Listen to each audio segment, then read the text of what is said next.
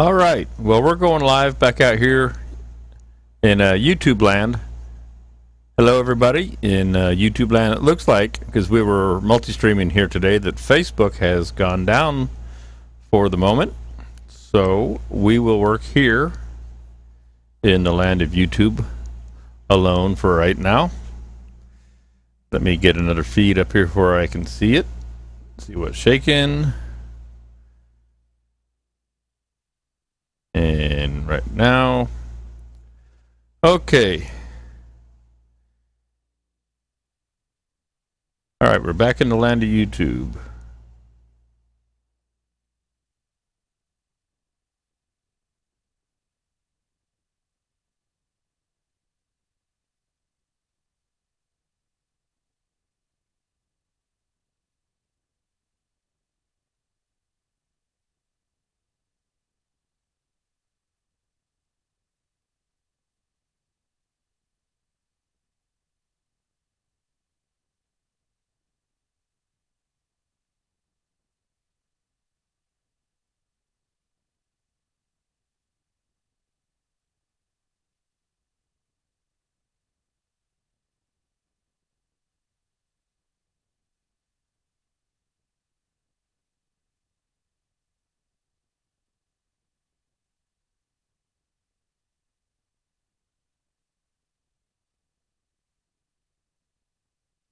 All right.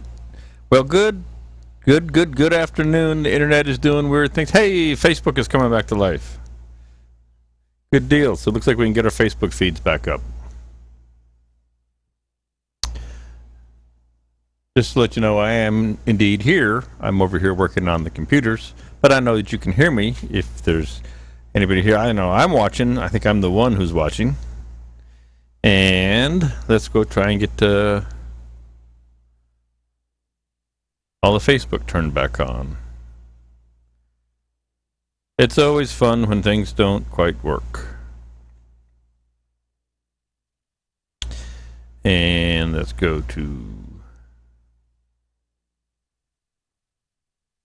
me. And let's try and do live video. We'll get back into this.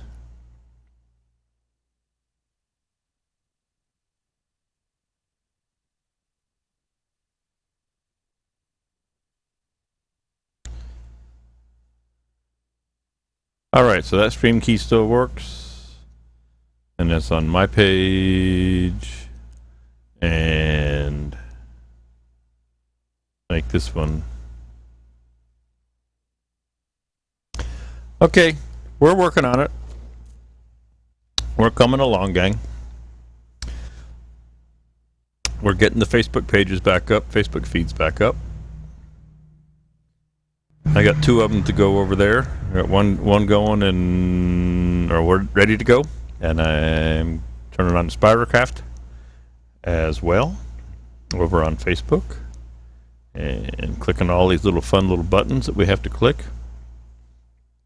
See if it picks up the stream key, and it did. So let's go ahead and turn that one on, and let's turn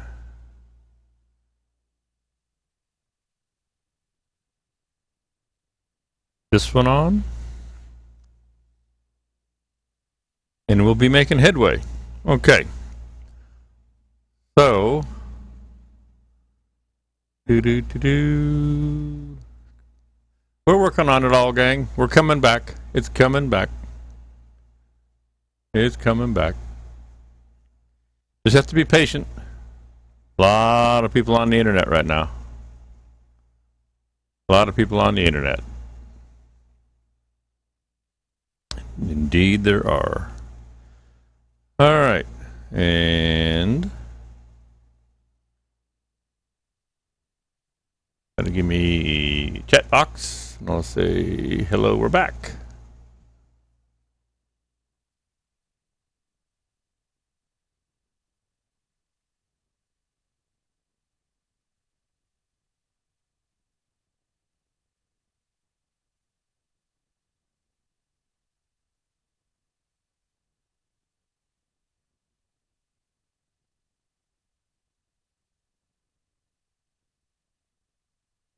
And let's get this one reduced a little bit.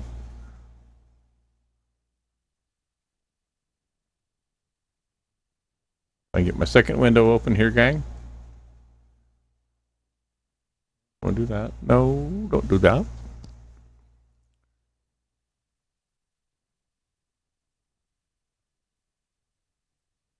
There we go.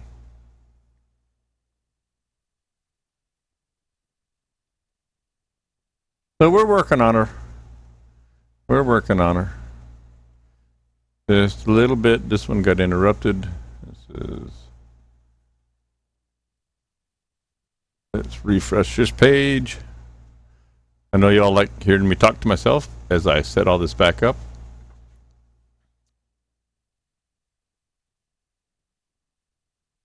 But since Facebook went down when I was trying to come back up, then all kinds of crazy things happened. But now we are back. Hello, Hugh. Yeah, isn't it? It's kind of an exciting day here. So I have my own issues, and then of course Facebook was down for a little bit. What's a man to do, right? But we're going to do some. That's the wrong video screen. That's the wrong video in this thing.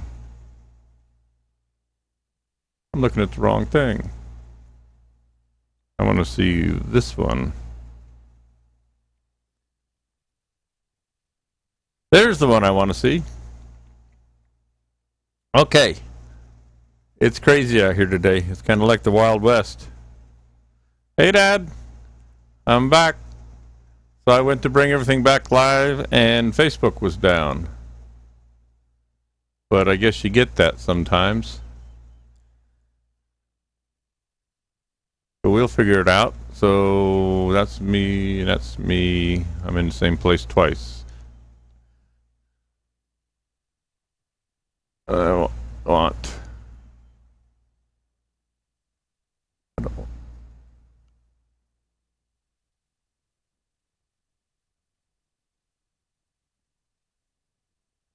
Oh, and then the phone's going off. All right, let's try this one. Let's try. Get over here to Spiracraft. We're working on it.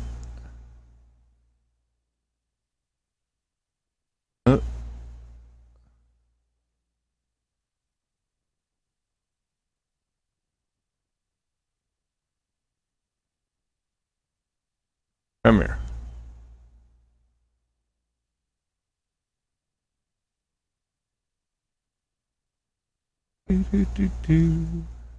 We are, I promise we're going to be doing stabilizing here in just a minute. I promise. They say to Bridget, Triple P. Promise. All right. There it is. All right. I see there's 4 of y'all on the Spiracraft page. Now that I'm on the Spiracraft page as well. That's a good thing. Over here on my wall of computers. And then in this one, it looks good. There's 4 there. All right. And we've got YouTube going. YouTube's working. Yeah, so like I said, I came back ready to go, and YouTube, or not YouTube, Facebook was down. It wouldn't reload. There was no page there. Nothing was working. So I didn't go into panic mode. I just wasn't sure what to do. But what I'd like to do now is we're going to start with the stabilizing, the little piece we just turned a few minutes ago, that little piece of sycamore. We're going to stabilize it here in the stabilizing chamber with a vacuum pump and stabilizing resin. I've got resin down in here. I got a couple gallons. This piece shouldn't take more than a gallon to bury, and I got another one there, so we're good to go. Well, stabilizing, what is it? What does it do? What's it about? Why do we do it? Why do we need to? Why do we want to? Well, so it was an interesting question out of the woodworking show. So I did this class 9 times here in the last 2 months at the woodworking shows. And I'm gonna lean on this because I'm getting tired. And the biggest question I got and maybe this will help anybody else who's listening. What's the difference between stabilizing and casting, and do I need a pressure pot or a vacuum chamber, or do I need both? And of course, without being a smart aleck that I usually am, my response always was, well, it depends on what you want to do. You can stabilize a piece of wood and then turn it as is without ever having to go into the casting world with a pressure pot and resin casting and all that good stuff. Or you can stabilize a piece of wood and then add it to a casting, which then you have both of the little criteria to deal with. So first reason that I'll talk about for me, I work from a basis of me sometimes, or almost always. I stabilize because I want to make some interesting art type style bowls, some interesting bowls. And I've got a bunch of really old wood, and it's all piled up out back here, and I've got some still up in North Georgia, and I got it out in the warehouses and whatnot. But the wood has begun to rot, and it's soft, it's punky, it's degrading. You can turn it, but it doesn't turn well, it doesn't turn clean, it tears apart. Trying to turn it, get a good clean cut, and then sand it and whatnot is out of the question. So by stabilizing that wood, taking it through the stabilizing process with a stabilizing resin, is going to make that wood turnable again. And that's what brought me into it.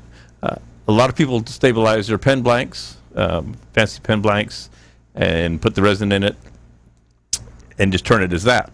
Well, I like to go ahead and stabilize them. And here's a piece I just happen to see sitting here. This was a piece of, I'm going to say it's maple. All right. Now, and I'm going to show you. My little remote control is not working. The battery died on my thing here. But I'm going to show you this piece. Now, it looks a little pink because I was experimenting with some dye. But this has been stabilized. This was rotten. I mean, rotten. You could pull chunks out of it. But it's full of spalting and wormholes and just all kinds of stuff. And in and of itself, it's really neat like this. Now, I may or may not recast this in resin, which is what I've been doing with them. So I would recast this in a set of bowls that were close to its size, and I would do it so that I could fill all these little holes with the resin and get another special look to it. But I couldn't do that right away because of the amount of air that would be in that piece of wood. So I stabilized it, punch my button, I put it through the stabilizing process so that when I casted it again, it wouldn't have any extra air in the fibers of the wood. And in the resin casting world, if you will, for lack of better terms, air is our enemy. So anytime we're going to introduce a piece of wood into a resin cast, if it has extraneous air in it, we are going to have trouble with bubbles, and our pressure pot's going to have to work extra hard, the air pressure in it, to get rid of those bubbles. Excuse me. So if we stabilize it, we replace all the air, all the cellular voids, not the voids in the wood. As you can see in this piece, it doesn't fill big holes in the wood. But we replace all the voids and remove all the air at the cellular level so that the piece doesn't have air hiding inside it. It also makes it nice and solid and hard and easy to turn with good sharp tools or carbide tools. Now, one of the things about stabilizing a piece of wood is that it needs to be as dry as possible. It's recommended that it be 100% dry, have zero moisture, which is possible, I guess. I said I was going to bring my little toaster oven over, and I ran so late on the last one that I didn't. But one way to get your piece down to 0% moisture is to put it in a toaster oven or a smoker oven, which a lot of people use, and put it in at 200 degrees. You don't want to burn it. You don't want to truly cook it, but you want to remove all the moisture from it. And one of the easiest ways I know of to make sure it's finished is if you have a digital scale, and if you don't get one, you'll be using it. Take a digital scale and weigh your piece and put it in and out of the oven. Check it every hour or two until it has quit losing weight, and keep track of it all. And when it's quit losing weight, theoretically, you have dried all the moisture out of it. It's not changing anymore. There's no more moisture going away. That's the easiest process that I've been familiarized with. You can then go ahead and put it into the resin. Now, some people take it to an extreme. Like I'm here in South Georgia, it's super humid. It's super humid today. It's almost 90 degrees already, believe it or not, and it's sticky. A lot of people would take it out of an oven and put it into a Ziploc bag and let it cool off, and then they would go straight to their stabilizing resin so that it didn't absorb any moisture. I haven't been that particular, and I haven't had any problems to date. Doesn't mean I won't maybe in the future. But this piece of sycamore that we just turned today, for all intent and purpose, we're going to call this dry. We're going to say that there's no moisture in this, and we're going to go ahead and submerge it in the resin. And we do need to submerge it completely and entirely for it to get fully saturated with the resin. Now what happens is we hook up a vacuum pump here, and it'll pull the vacuum. It pulls vacuum. The vacuum is pulling the air out of the piece of wood, and the resin is being pulled into those spaces in the wood. Now, it doesn't really take a long time most of the time. Now, again, you see I have a piece here that's 1/4 of an inch thick at the thickest. If you are on YouTube and on the internet and reading and whatnot, you'll hear about people pulling a vacuum for 20, 30, 40 hours on a piece. I'm going to make an assumption that they're probably stabilizing a large piece of really dense wood in the first place, and it's going to take a long time to get that last bubble out. When we're stabilizing it, the pump is running. What you're looking for is those bubbles to stop. Now, I use small pieces or thin pieces, so I might have a big bowl. I have a bigger 5-gallon pot next door. I might have a big bowl, but it's thin. It's not any more than an inch thick anywhere. And so it doesn't really take that long to get the air out and the resin in. Best Value Vacs, whose pots I'm using here in pumps, if you pull a vacuum for more than 5 minutes at a time, they do void the warranty, or voids the warranty on the pump unless you use a resin trap, because the stabilizing resins are actually creating a vapor as they're being pulled into a vacuum, and it can pull that vapor into the pump and damage the pump. So I've never had to run mine longer than 5 minutes, and then I'll stop, and I might let it soak for a while, and I might run it again. And after a few times, there's no bubbles. Typically, from what I gather, most people will let it go ahead and soak for several days after that, just to be sure. You can also dye it. You can add dye. Now, this resin was clear. It's just picking up a little bit of color from some of the woods I've been using.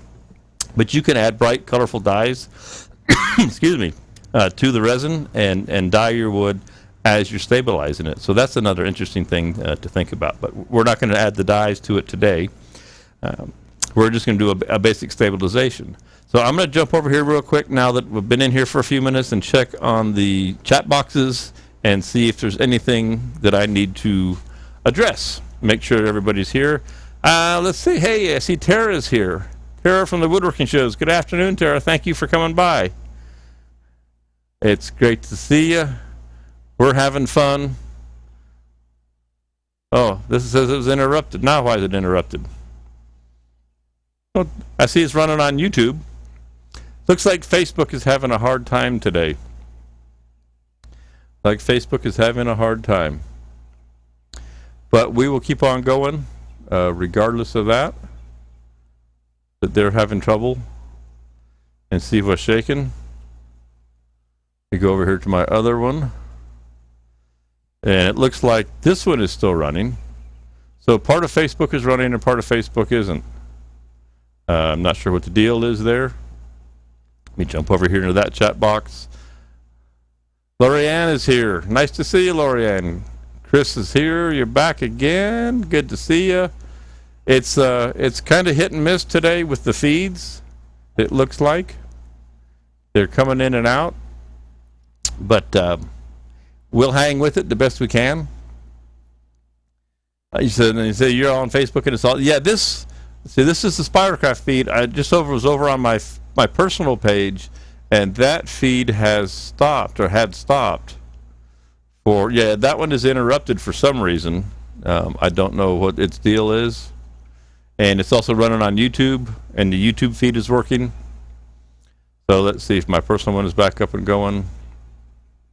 Yep, it looks like it is. So it's just kind of crazy out there.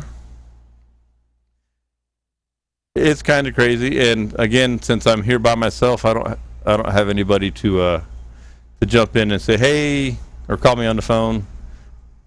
It's not working or whatever. But we're going to roll with it under the assumption that everything is rolling. It does appear to be, so we'll just keep right on going. I don't see any questions anywhere yet. Looking over on YouTube. All right. So, first thing let's do. Let's get this guy out of the way.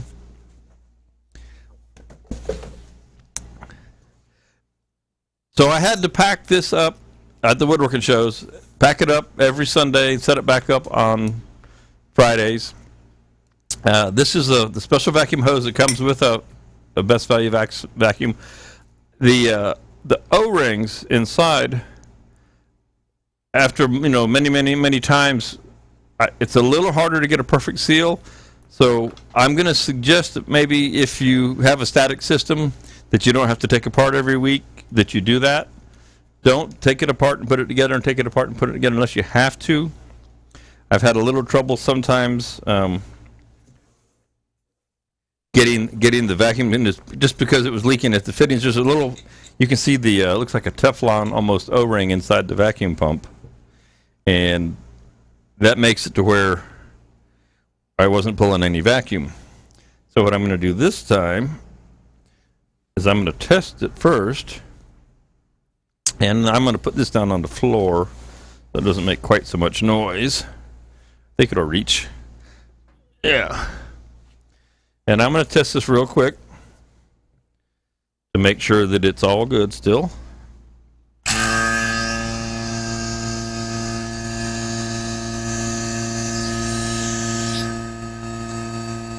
Yep, okay.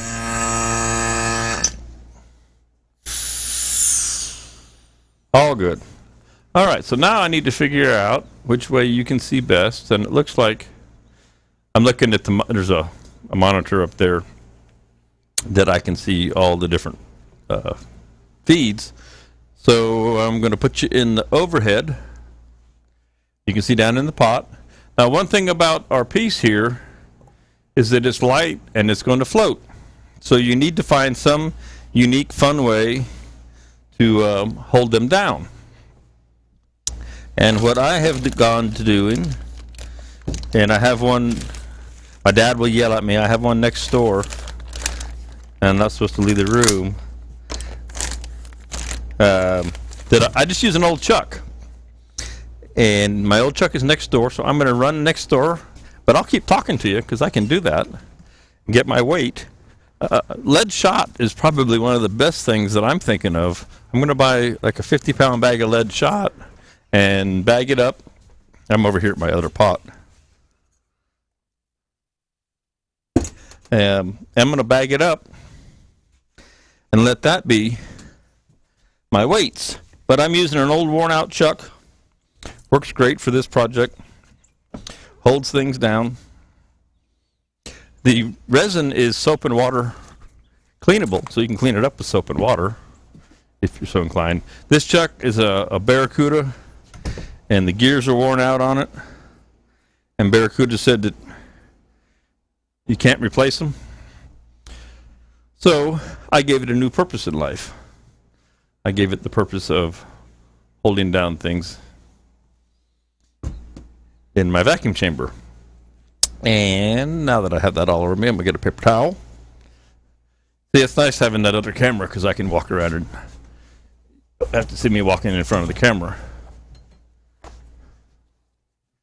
Now, you do want to completely cover the piece in resin. Now, to give you an idea, I'm going to turn this back to the front real quick for a second. Reach over here. To give you an idea, one of the things, so a gallon of resin is $70 to $90, and you think, boy, that's a lot. Well, I've done, this has been stabilizing number 10, and this was a full gallon. So that's all the more resin that I've actually used in almost like 10 stabilizing processes. So you don't use a lot, only what goes into the wood, and then you pour it back off into the bucket or into the pot. and you're good to go. So it goes a long, long way, is what I'm trying to say. All right. So we're going to go ahead and pour this in. I'm just going to fill the bucket, fill the piece, and then it'll start to float at some point, and then I'll pour a little bit more, push it down in there, and then I'll just use my chuck to weight it down. Now the reason I have the second gallon going is I got to the point where it was just, this is a, let's see if this is going to work. This is a 2-gallon pot, 3-gallon pot, excuse me. And that's right at the very tip top of the wood. Okay. So I think I'm going to leave it at that so that I don't have to fill a second jug. You can see it bopping around like a cork now. Okay.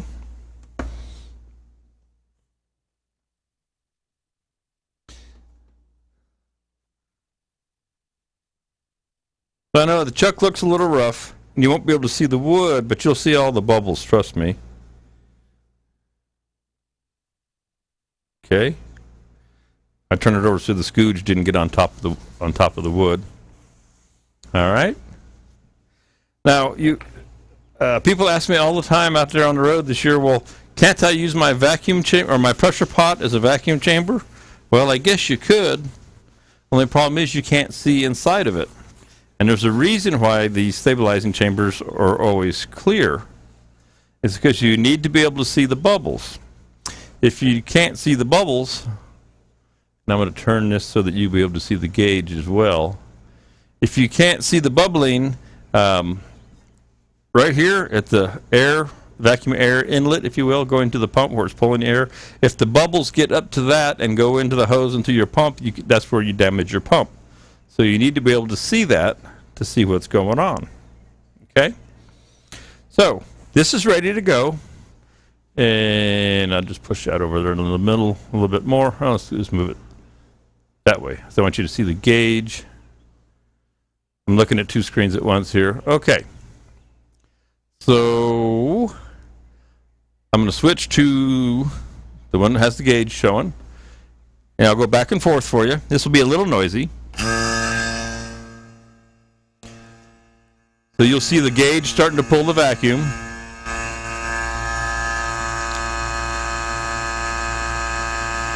Oop, wrong one.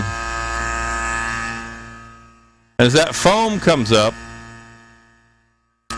if it was to get to that, this doesn't look like it's going to, but if it were to get all the way up to that outlet, I would have to break the vacuum. And if I were to break the vacuum, you can see it's already going away, and the vacuum's not going away. We're pulling almost 30 on the gauge. If I break the vacuum, the bubbles go away completely. Close her back up. So that wood was so small, and now there's real teeny small bubbles pulling around in there. But not a lot. I'm surprised that one stopped bubbling faster than most I've seen. Move that over there where you can see it a little bit better. I'm out of hose, or I'd move it some more for you. So we'll let that bubble for a couple of minutes, and I'm going to come over here, and I know you probably hear that pump in the background, but I'll check on questions and all that and see what's going on. Looks like we're running everywhere now, so I see there's virtually no bubbles, just a little bit of foaminess coming around on the edge of that bowl now. So that went quickly. And let's check this feed. It's amazing how far behind that one's running.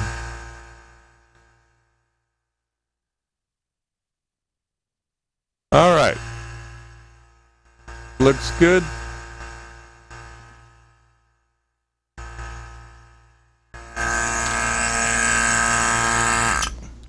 So that's how simple. Let me change buttons here. I missed my little remote. That's how simple the process of pulling the resin into the piece of wood is. Now, like I say, typically let it soak for a couple days. Most folks, you don't have to, I guess, but it doesn't hurt it at all. So that's ready to go. Now, what are we going to do after this? Well, this resin won't cure on its own. Stabilizing resin requires heat to activate it to cure it. So you're going to put it in an oven, not the one in the kitchen, one out in your workshop, be it a toaster oven, a real full-size oven, whatever it might be. And you're going to cook it, or heat it, it's probably a better term, to 200 degrees, 190 to 200, depending on what the manufacturer recommends. Always read what the manufacturer says on the jug. You're going to cook it in there until you reach that temperature in the center of the piece of wood. Now, that's the second biggest question I got out on the road at the woodworking shows this year. Well, how do I know when it's gotten to 200 degrees in the center of the blank of wood? I don't have a good answer for that one. I'm sure there's a way to do it. There's probably an expensive type of thermometer. I know my digital infrared will read the outside temperature, but it won't read the inside of something. So that one, a little trial and error. The reason it's important is if you don't let it get to that temperature all the way inside, and you take it out and you put it back into the oven. I'm looking to see what was flying up here. It won't cure, it won't finish, it won't start curing again. So you need to get it there the first shot. So leave it plenty long. Again, that's a little bit of a mystery to me. Again, my pieces are, say, an inch thick or so.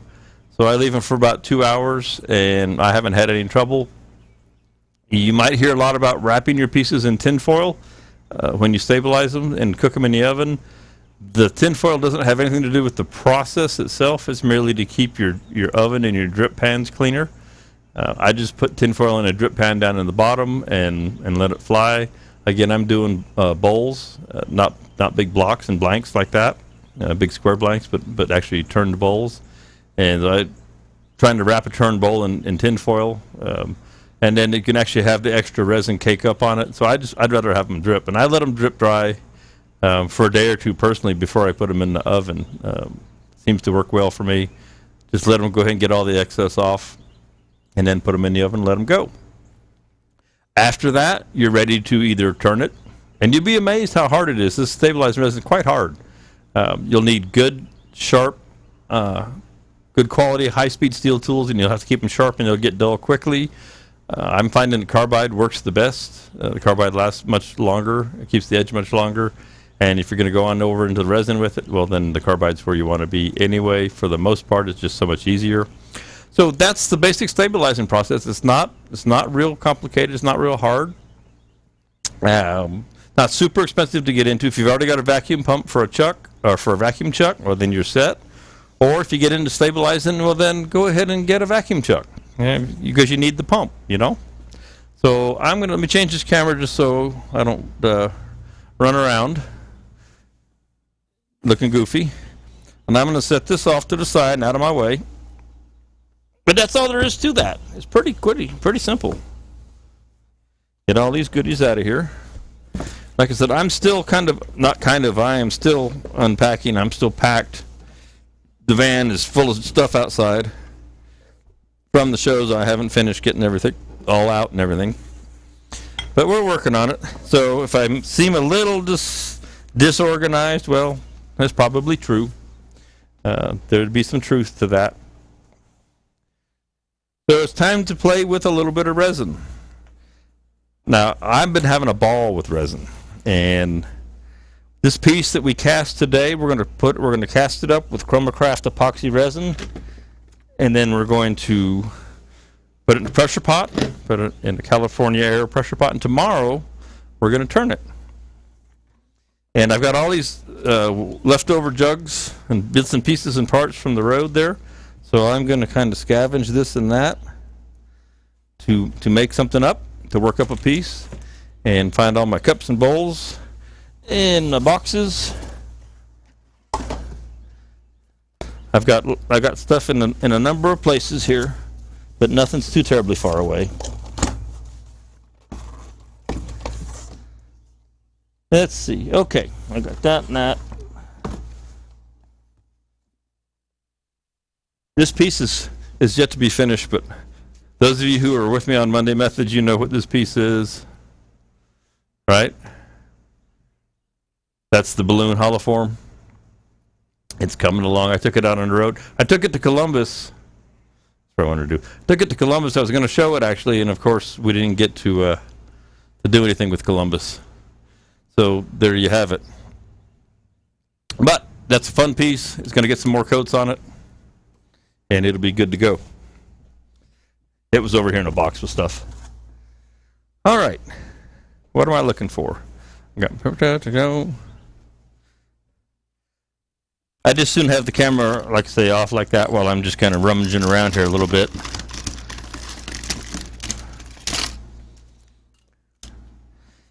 I need some colors. Got some resin tints. Pull those out. Some other goodies. I'll get out here real quick. I do apologize for not having everything out.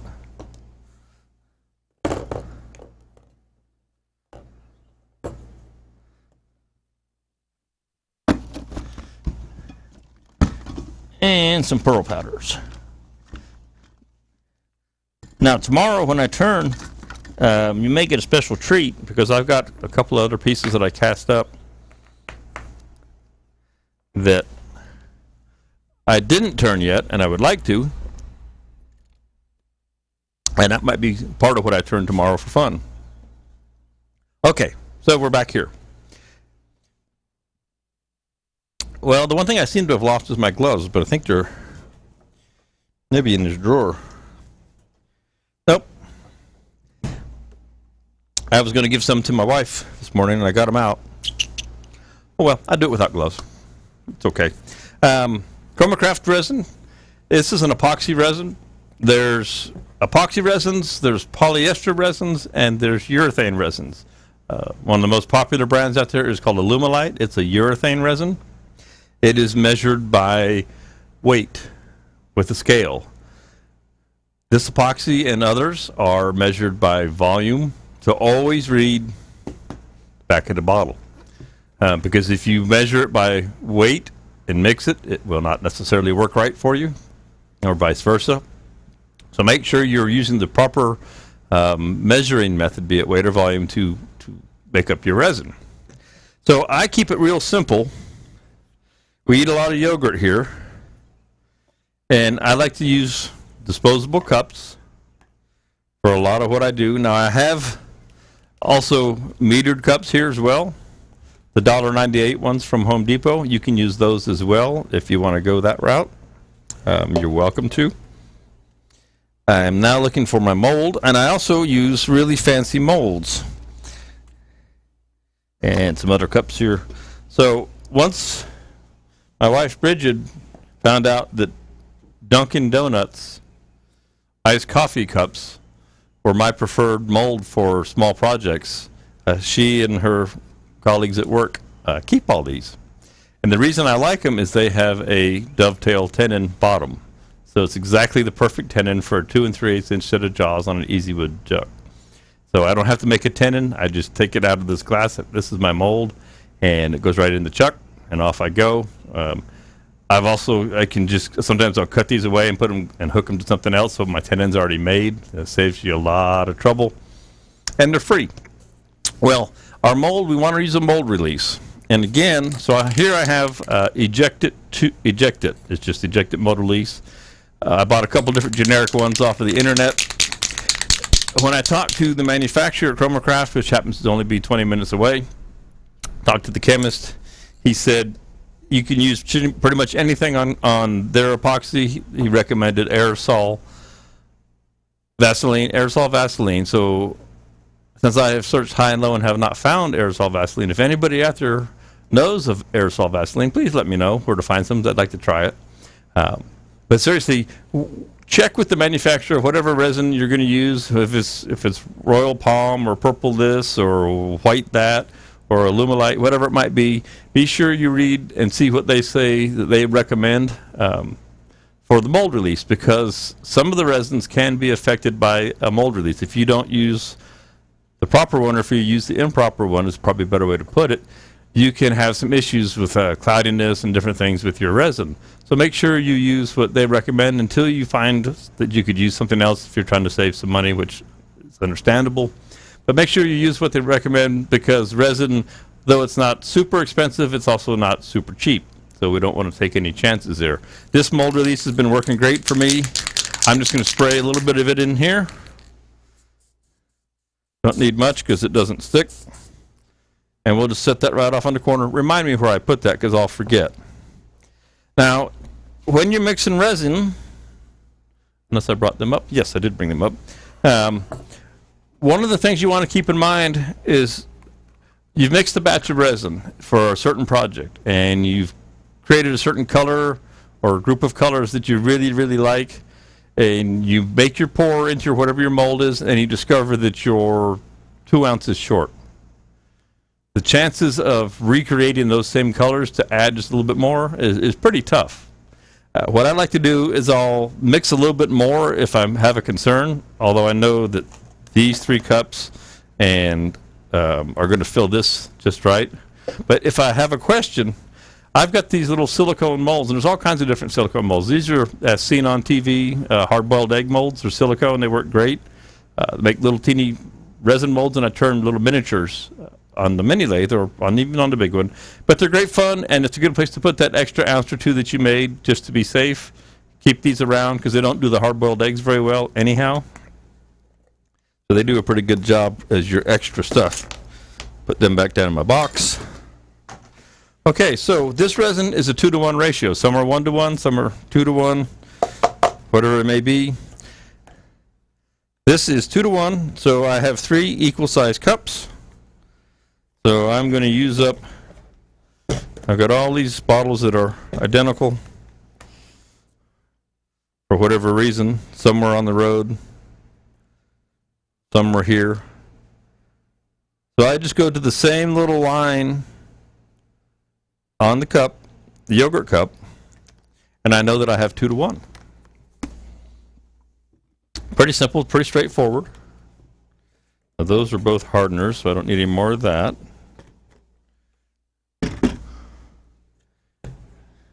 And these are both A's. I may or may not need the second one.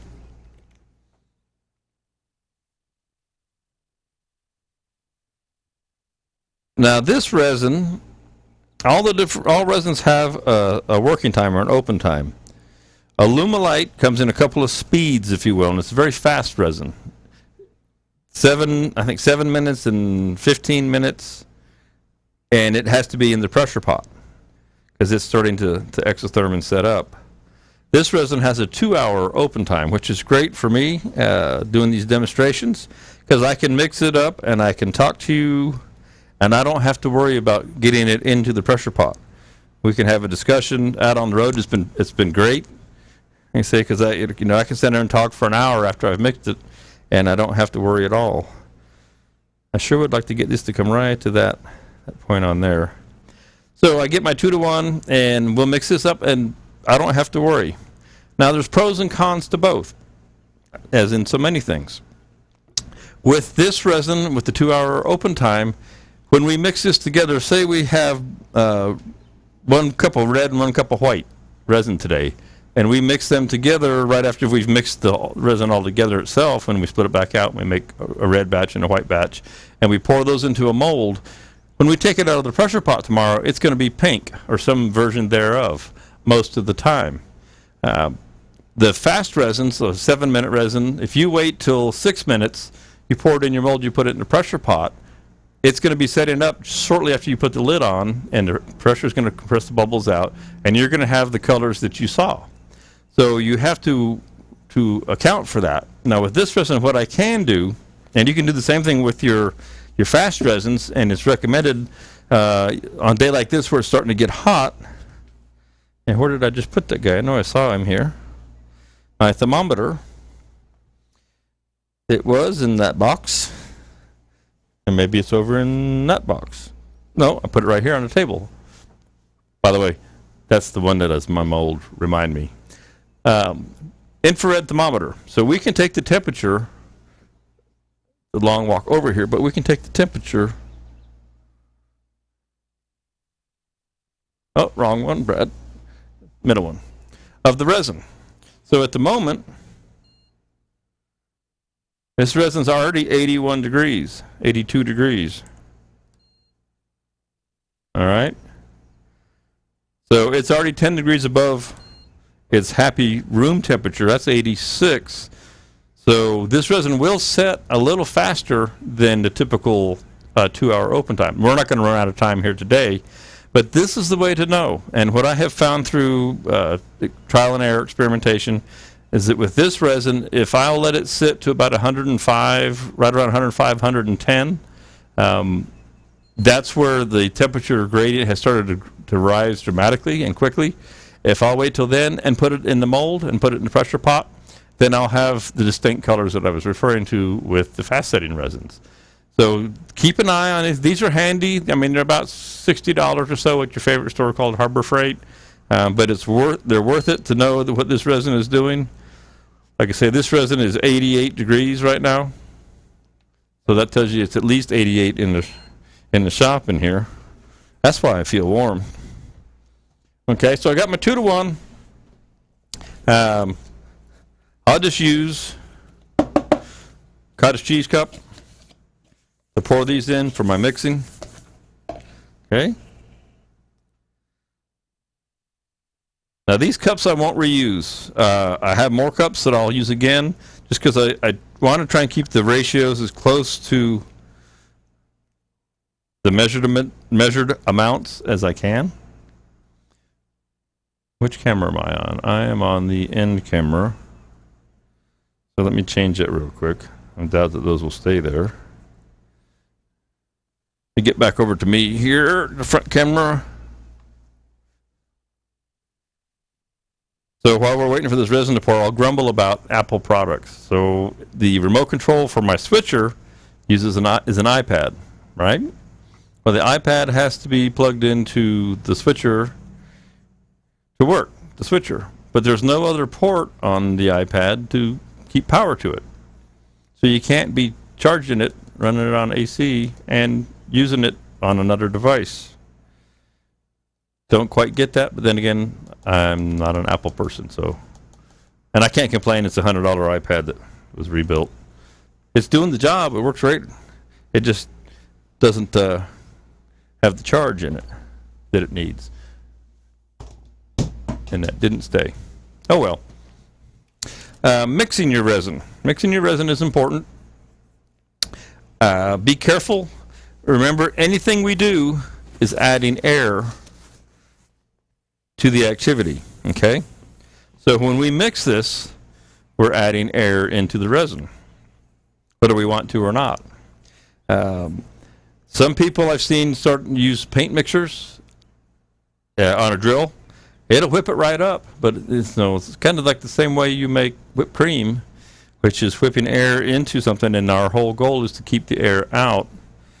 So personally, I question the practice of using something like that. Although it will mix it quite well and quite quickly, it does also add a lot of air. Be sure you scrape the sides down really well. Now this resin is not a water clear. It has a little bit of an amber tint to it, and I'll switch to the overhead camera there for you. No, I still got those buttons wrong in my head. So you can see it's got a little bit of an amber tint to it. Okay. Now, it was interesting, when I first started working with the resin, I went over to Spiracraft and spent some time with the chemist and learned a lot. And he was showing me just how it works when we add virtually anything to the resin that we're adding air to it.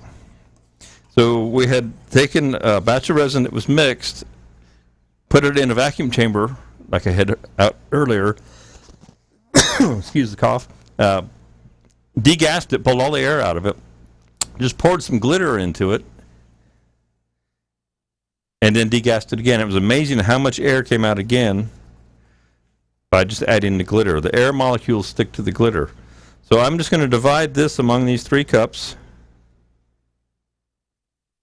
just out of which they came. Theoretically, it should fill them all evenly, but it never does because we lose a little bit to the first pour. And that's okay because number 3 over here on my left is going to be a clear batch. We'll add color to 1 and 2. We'll leave this one clear. Scrape out the excess. Okay. Save that stick for one of these. Again, you should wear gloves. Like I said, I can't seem to find mine all of a sudden at the last minute, so I will deal without. Now, let's put some color in here. I have a variety of colorants or tints. Switch back over here for a second. Just resin tints, colorants. These are a color concentrate for the epoxies. I'm not sure if they work in the urethane or not. I can check on that. They do not disperse or dilute the resin. You can use the alcohol-based dyes as well as a tint in your resins, but I think you can only use 5% in the B component, the resin component. So you can't use a lot of it or it starts to dilute the resin. So always keep that in mind. So and also always shake these up. They've been sitting around, or they sit around, they do things. Now these will disperse into the resin and they will stay in solution. They won't sink to the bottom. I have found that white does need to be mixed really well. It does tend to want to try and sink. I had a little accident out there on the road. I poured some extra white in at the end and it went straight to the bottom and never set up. So I'm just shaking up a number of these. I haven't decided what color I'm going to use. So as we add these colors and we stir the resin to mix them in, we're going to add some air to it. Also, we're going to throw some other ingredients here. I have glitters, or at least a glitter. I've got 2 glitters, 2 of my favorites, silver holographic and chartreuse. I've got some dark gold as well. And then pearl powders, pearlescent powders. They are synthetic mica, and there is pearls, like straight pearl color, like this purple. I'm going to change camera for you here. 3 is overhead. I'll get that figured out yet. Yep. So here's a purple, right? All right, you can see the purple to it. Now here is an iridescent blue. Here's the funny thing about the iridescence. The iridescent pearlescents are white. They need a color to bounce off of for their iridescent function to come into play. And again, here's an iridescent gold, and it's white. You might see a little glimmer of gold there in the cap on the bouncing off the black on the threads there. So keep that in mind. And another thing I have here, artificial stones. These are called spin gems from Spiracraft. Now, a product like this or any other stone, etc., if its specific gravity is heavier than the resins, it's going to sink. I.e., the glitter, its specific gravity is higher than the resin, and it will sink to the bottom of the resin. So, a couple of tricks you can work with to keep that from having put it in the very last minute. The one fun thing, or one of the fun things about this working with resins is there's all these different things to experiment with and to try.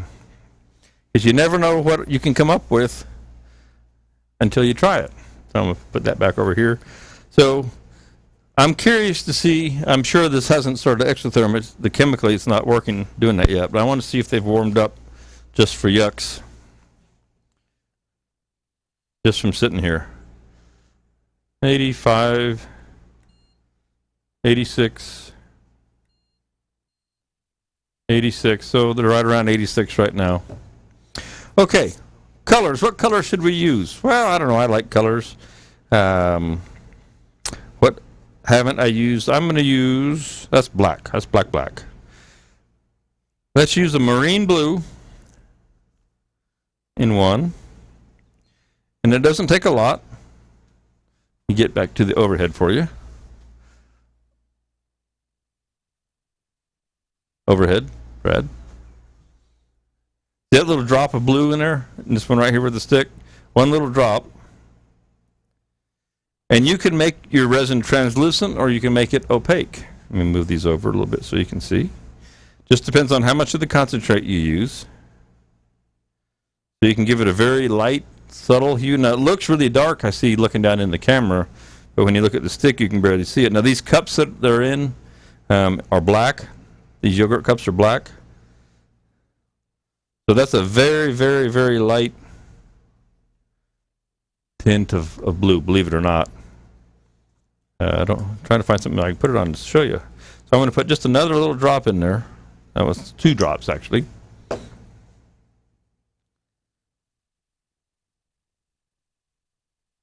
Because I want this to be kind of translucent, this piece. I've been making them kind of dark recently, and I want these just to have hints of color.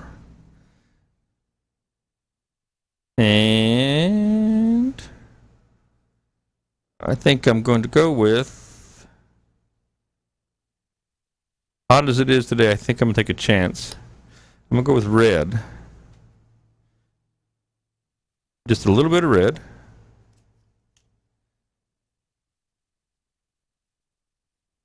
I've got a feeling this may set up fairly quick today, just because of the heat. So that was, like 2, maybe 3 drops of red in there. And we'll let that set a little bit. And I'm going to leave the third one clear. Just leave it clear as it can be. Put these colors back out of my way. That into the box. Now, if you ever need to, while they're sitting, if you ever need to make just a little teeny bit of resin, I've had people say, well, I can't, it's so expensive. How do I make just a little teeny bit to fill a crack? Go get a syringe. This is a Walmart special, right? 10 milliliter.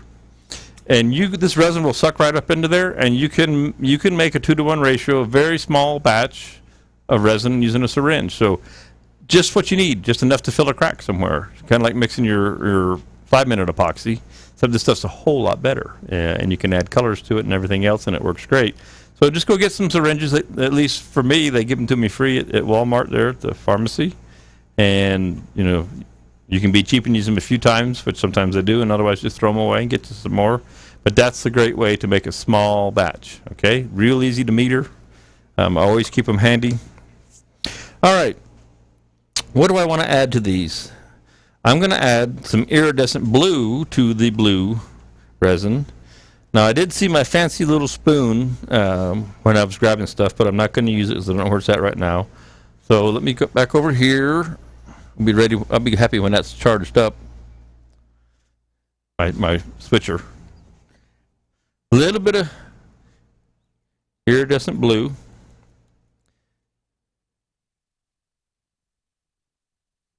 There we go. With a little spoon, you can be accurate with how much you're putting in. It's pretty hard to measure the weight of this stuff. It's so light. At least I don't know of a way to measure a small amount, but you can do it by volume. And we're going to use 2 different ones, maybe even 3. And you can see that pearl starting to come up in there now. So that very translucent blue, the blue that we put in it was just enough to give it something to bounce off of.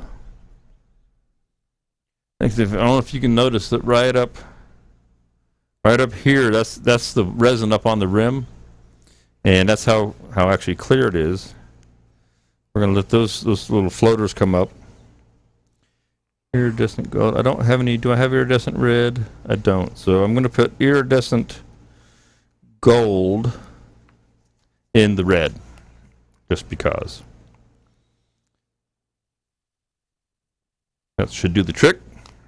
I do like this iridescent, the gold. I go through a lot of the gold out at the woodworking shows. Whenever I was doing this demonstration and I was out of stuff, I'd run over and I would grab gold. It's just I think it's one of my favorites. I know it's one of my favorites. I don't think. And get this broken up, and then we'll get it to dissolve. And this hopefully will give us an interesting color tomorrow, depending on what the blend is. And I keep the clear over here. I just kind of break up the two colors with some clear to try and give a little bit of delineation in it. Or on this one a little bit. I really like this color that I've got in the blue. This is a nice color. I know it's hard to think about getting excited about a color, but I like colors, and this is really neat looking. Even if it blends together, I'm going to make this. I'm going to remember this ratio, roughly speaking, but I'm looking at about 2 drops of colorant into that to get that along with that blue pearl.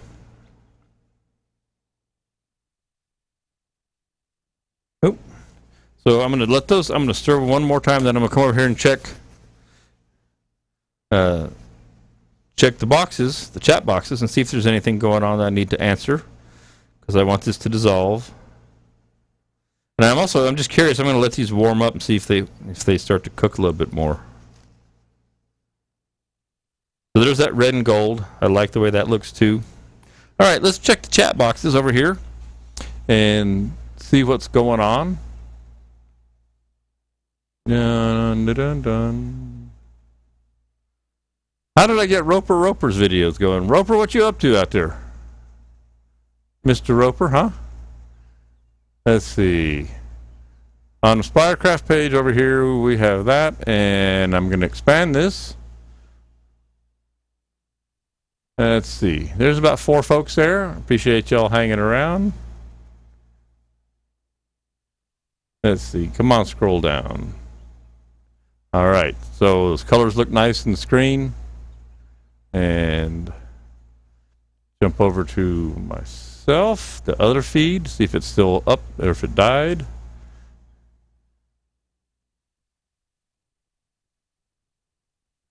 And so it's still going. Okay. It's all good. Scroll down. Good. And checking YouTube.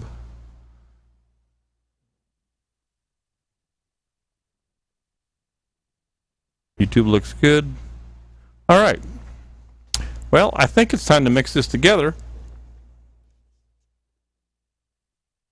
into our little mold. Make myself a bit of pathway here. Get some of these things out of my way. Looks like we need another stir on the red.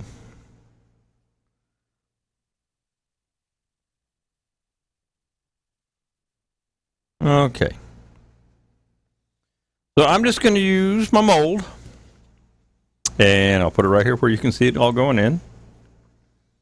And I'll jump back and forth around the cameras. So I'll put a little bit of clear in the bottom. I mean, the tenon is going to be a wasted area anyway. So we'll put a little bit of resin there for that. Excuse me. And then I just I'll add one color. It's funny, this color, this red and gold, is very similar to the colors in the Dunkin' Donut cup.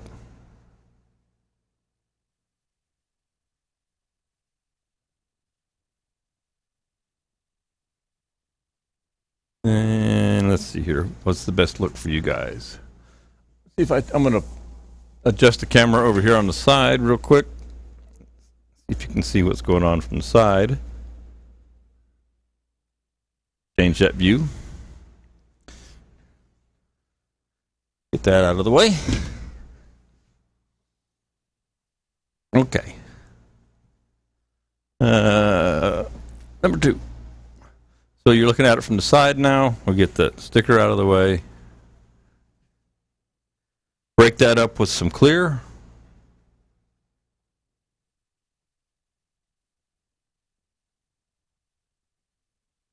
I know all the coloring on the cup kind of hides it looks like.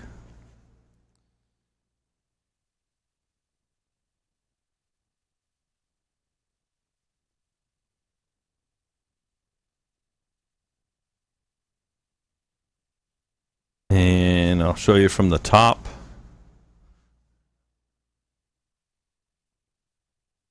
What it's starting to look like in there. Trying to see if there's a dominant color to it. Kind of like the gold is more dominant, the red gold portion of things.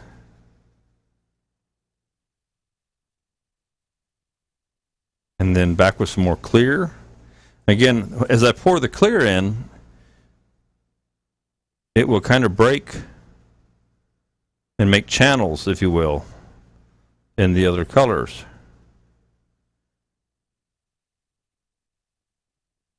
Okay.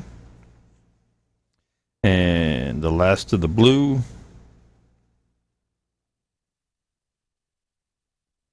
I hope you'll join me tomorrow. I think it's 1:30 when I'll be turning this. I'll pull it out of the pot. I don't cheat. I don't know what it looks like until it's done. About 1:30, and we'll pull this out. Excuse me for the cough. Let's have another sip of water over there.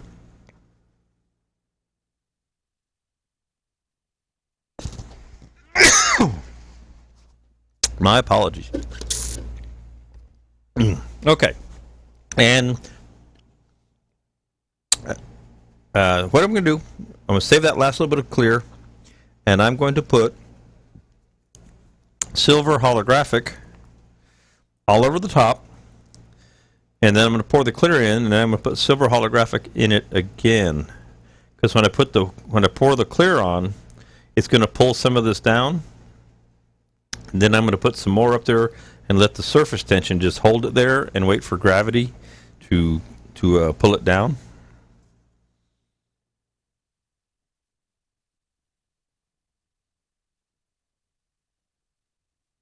Always experimenting with different things. Okay. And now I'm going to cover that. And I found that the doing this, when it comes out of the pot, usually there'll still be silver on the top, but it will have trickled down. The surface tension seems to hold it up so that because I don't mix it in, and I end up with little sparkles all the way down through it when I turn it. They're very subtle, which is what I want. You don't want a big overpowering color in and of itself. So there's our little cup, and again, because there's so many colors on the cup. Now, if it would stay just like that and set up, that would be really cool down there. It's got great swirls going on and things of that nature. That would be really neat. And like I say, if I had waited until this was 105 degrees, it's 91 already. So it is starting to warm up. If I had waited to 105 and poured these three together and put them in the mold, I know we would get the swirl that you could. I wish I could see how to get it close to where you could see. You can't. There's no good one. We would have some nice swirls. Now it usually migrates together as it goes, so we'll get what we get. Now the next thing to do is to put it into the pressure pot, which I'm going to leave on the floor, because if I put it up on the table, it's crazy.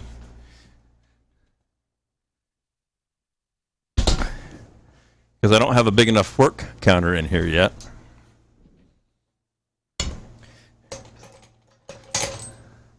Maybe I'll move a camera. I'll change the camera angle. Hang on just a second.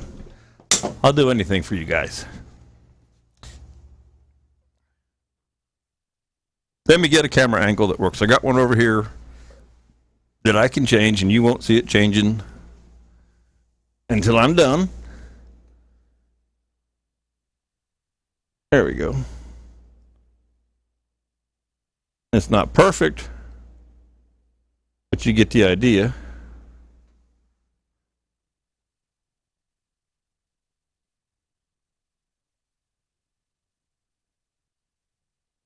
All right, there we go. So there's a pressure pot. And like I said, this is the California Air. Other than the hose, it comes with everything you see on it. And then I got my handy little Senko compressor over here that's had a hard life out there on the road. It runs about half the time. I kind of have to kickstart it sometimes.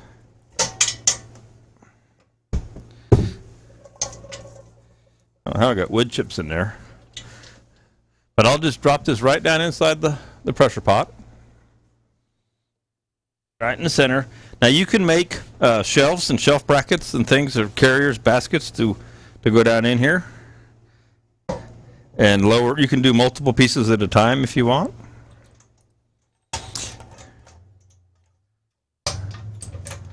Again, I just added the hose. Everything else was already there. And it's set for 70 psi. And so that's what we'll pump her up to.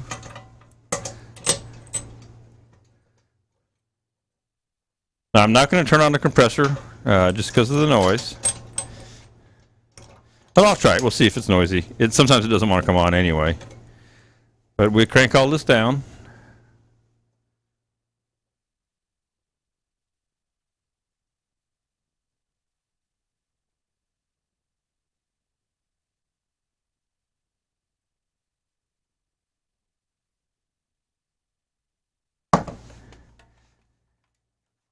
Yeah, I bought it 2 years ago, I guess a year ago and change at the Home Depot in Springfield, Mass. And that's where it quit this year, was in Springfield, Mass. But it is running a little bit this morning, or this afternoon.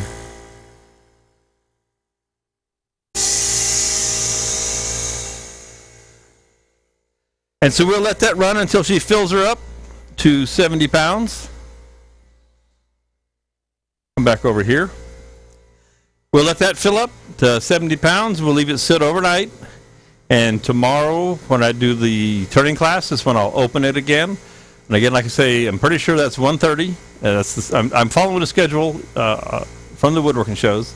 And you can, if you haven't seen the schedules, you can go to the events page on Spiracraft and go to the woodworking show special event for this and see the whole schedule. And the next one, I'll be back out here in a little bit, like a half an hour.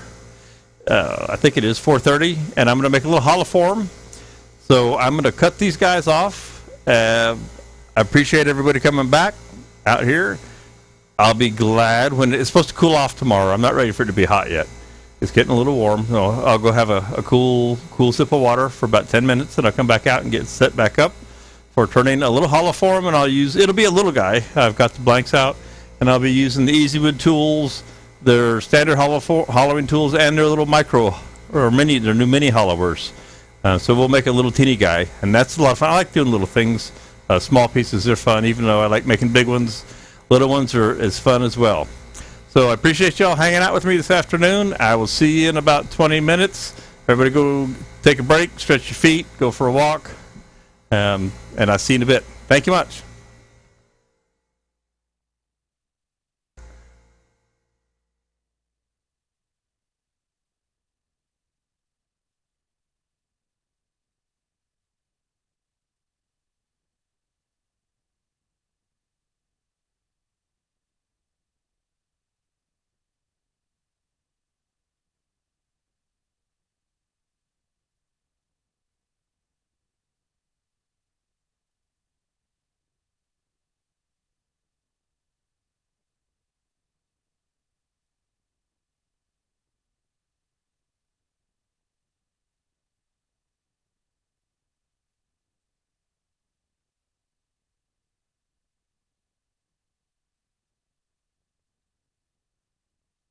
Alrighty.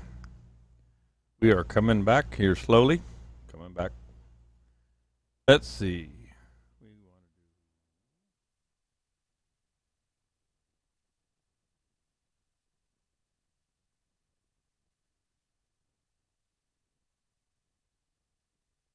Bringing everything back.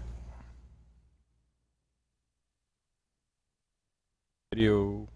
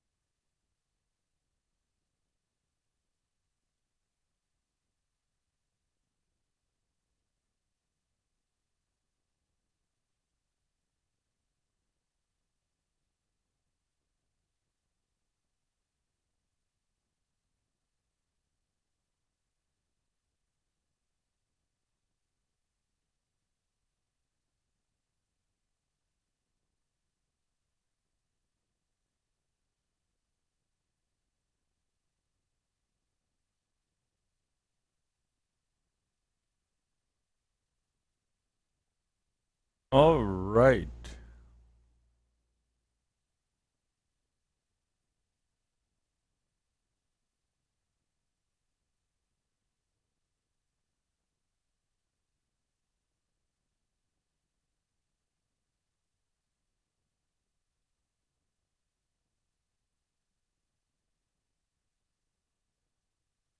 All right. Coming back. We're coming back. It says it's live. All right. Let's go take a look and see. All right. I'm back. Hello. We're having fun today, aren't we? We got our little switcher box back. Hopefully the feeds are coming back here real quick and things will come back to life. It'll be all good.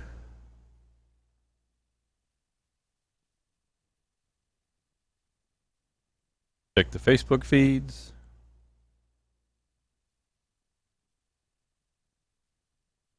All right, that one looks good.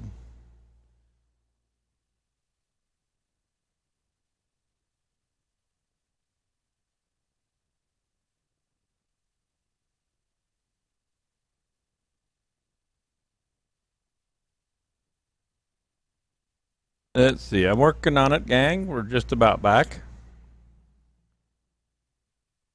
Just about back.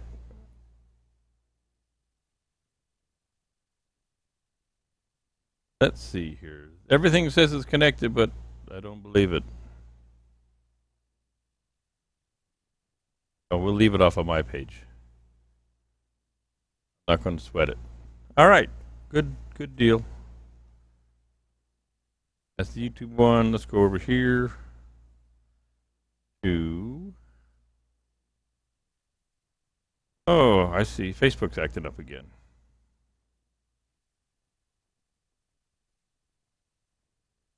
Go back over here. I'm just talking to myself, gango, and Facebook's out. We're in YouTube, though. Facebook is down.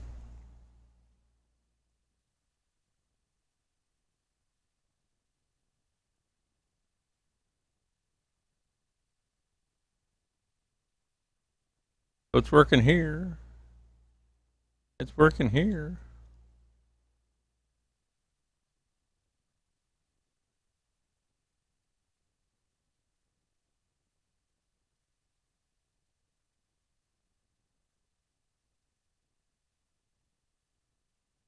So Corey, we're trying to get it all running again.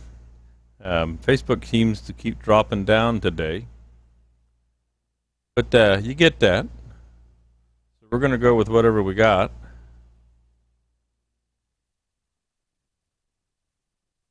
Says we're back up and running. So it says.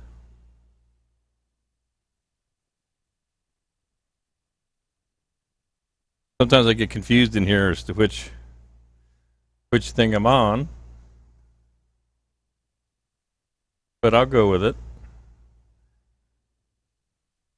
Because I know it's on one of the Facebook pages and it's on YouTube.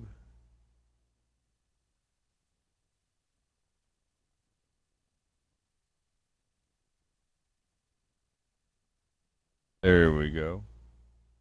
All right. Well, gang. I wish I knew which one I was on, for sure.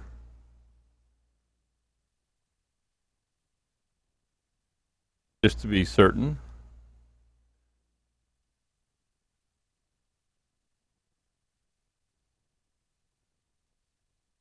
Very strange, very strange. And it's getting hot, but we're going to make a little hollow form here in just a second. Or three. Soon as we have a check on this. Yeah, it is the virus. Yeah, because I'm seeing on some of my stuff that the Corey, that Facebook is not functioning, and yet on that other machine I am watching it function. So it's kind of hard to say.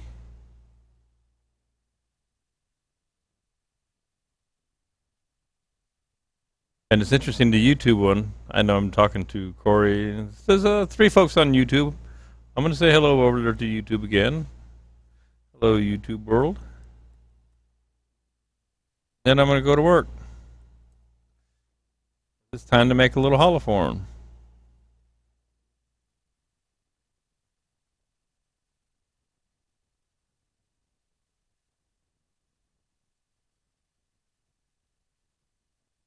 All right, well, let's make a hollow form.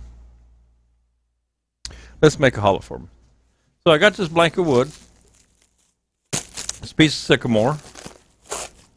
I got it shrink wrapped because it had been sealed in anchor seal for 3 years.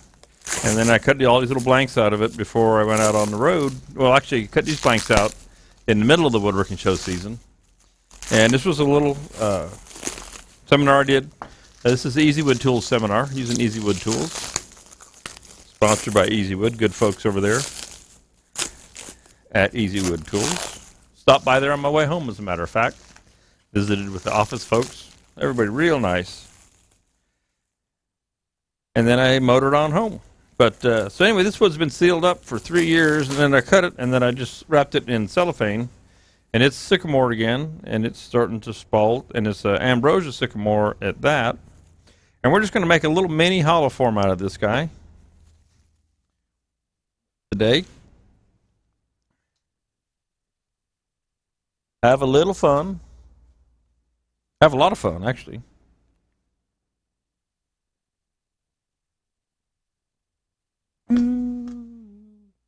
Get myself squared away.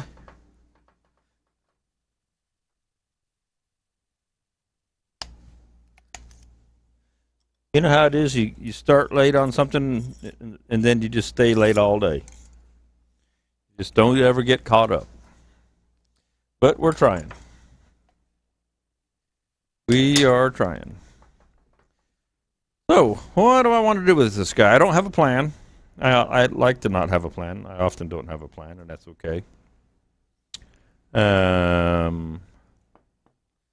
I don't like to use spur drives either. I think I'm going to see if I can't get this in between some big 3.5-inch jaws. Just enough to make it round and put a tenon on the other end. It may or may not work. We'll find out here in a second.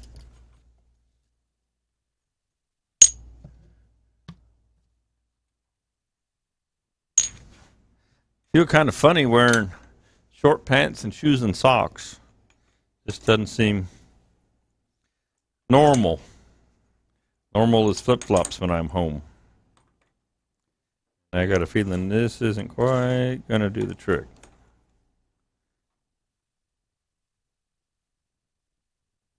Close, close, close, close. But not going to work. Okay, so much for that.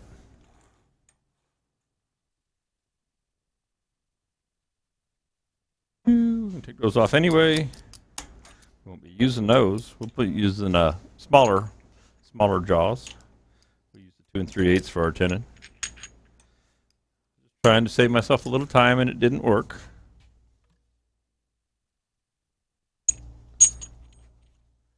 So I'm going to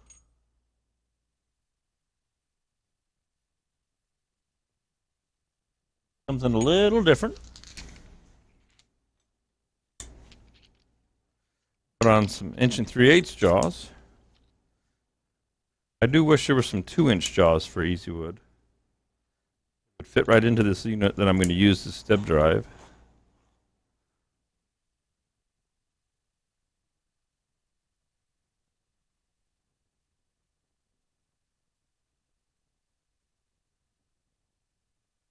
But this will do what I need.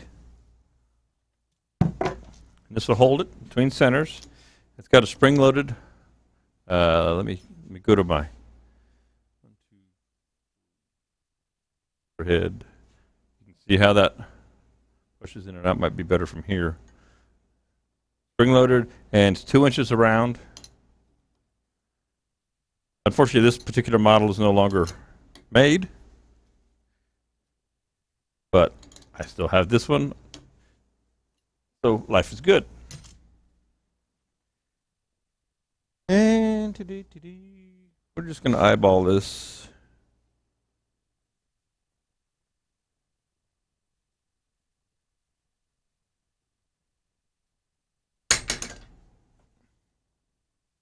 Beauty of the spring on it, is you can move it around if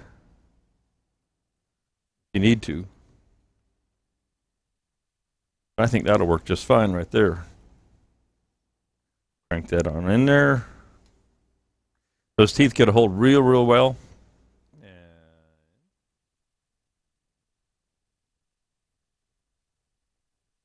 Good. Tighter in there. All right. Make sure everything's locked down. Hope everybody's enjoying the afternoon. Sorry that you're all at home, or that we're all at home. So I'm going to rough this with an Easy Wood rougher, square tool, just to knock it down real quick like. Set my tenon, set my tool rest at center axis. This will be a little bit messy. And hopefully, I checked the sound on that last little break, and I've noticed that when I put on my mask, the sound gets a little distorted. So I turned the signal down a little bit, and hopefully I didn't turn it down too much, and hopefully the distortion is gone as well. Because I was kind of hustling around this morning trying to get everything set up. So we'll see how this goes, and we'll keep on tuning till we get it right. All right, so I'm going to get this into the round, and then I'll check and see if there's any kind of questions over there or anything going on. All right, let's see if I can't move in a little bit closer. And I don't know, that end view might be a good one. So we'll start at 0 for the speed.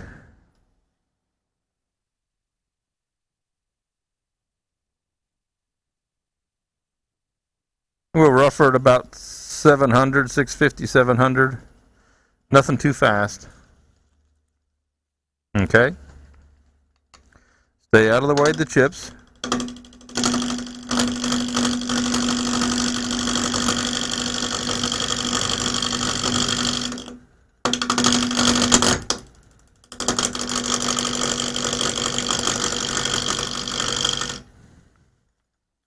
I saw her spin there one time.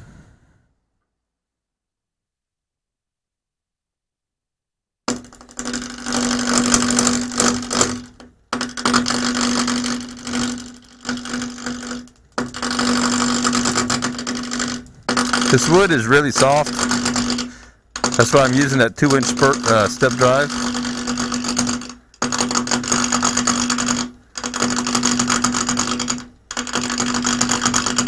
And just taking real light cuts with the carbide cutter.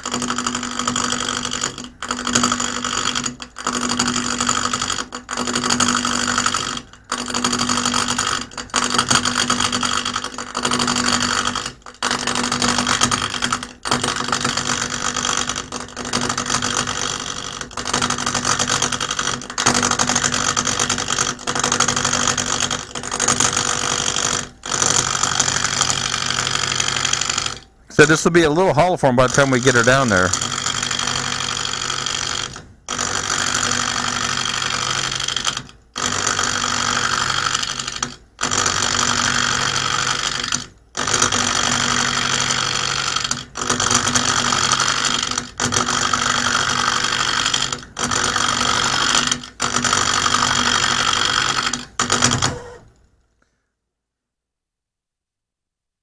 Actually, I'm going to tighten that up in the jaws. That's where it's spinning.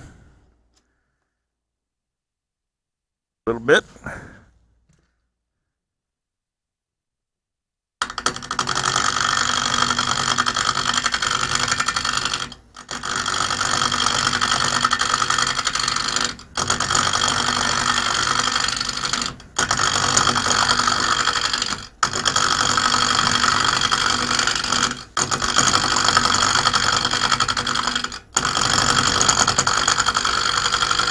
What I'll do is when I get to the other end here, we'll go ahead and make tenon for this, and we'll get it turned around, put it in the chuck, where we got a little better hold on things.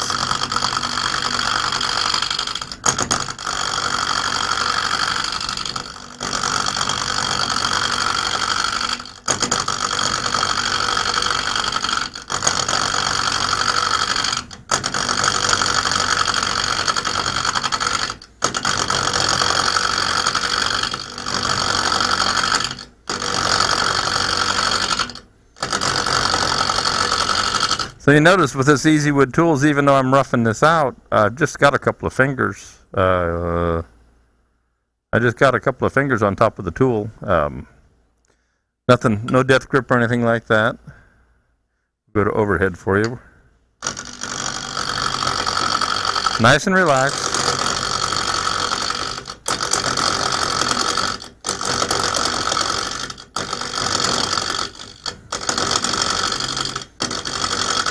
All right, let's get in here and make this tendon. Because all we've done is gotten the corners off of this thing, but it wants to spin, so we're just going to go ahead and make this tendon.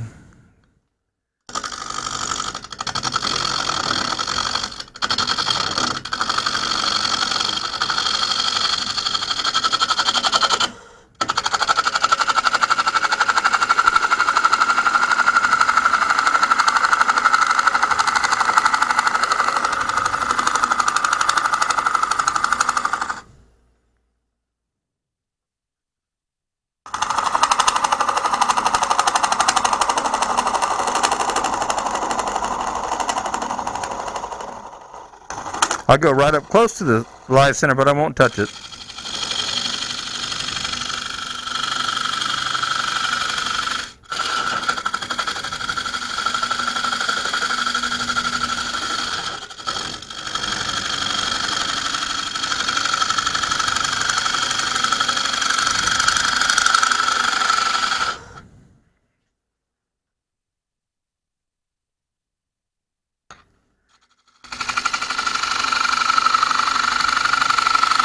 People always ask me, how do I know when it's time to replace one of the carbide cutters?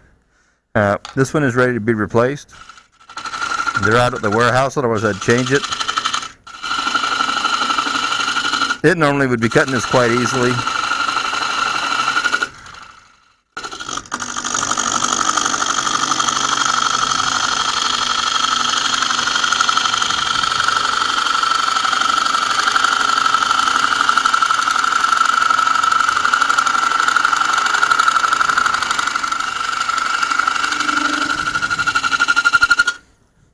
And get my calipers out. Start to get an idea where we're going here. Okay.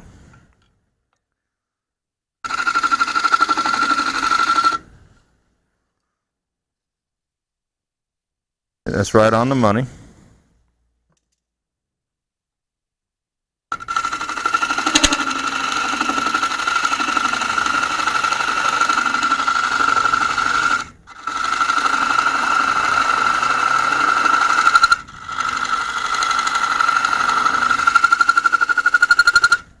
Make sure we have a nice flat down there, and we do. Okay.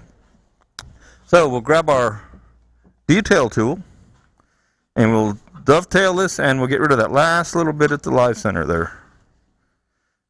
Check it by hand, make sure nothing's touching. Let's get rid of this right in here.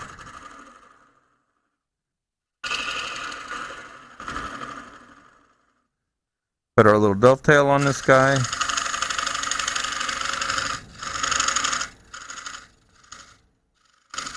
Just like that. Okay, now we're good to go. Now we'll get this turned around. Get this guy turned around, put it in the chuck where we can really grab a hold of it. It is beautiful sycamore. This stuff is really nice. All right. Quick changing on the jaws. And I'll go check on the chats and see what's shaking.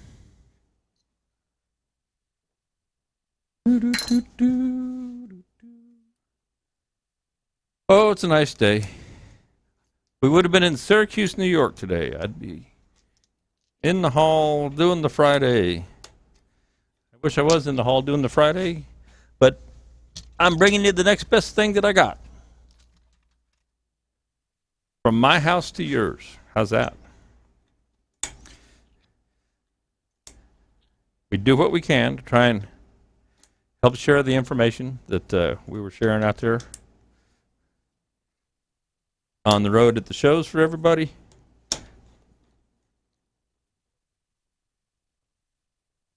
Crank that guy down, make sure she's all good. That looks good.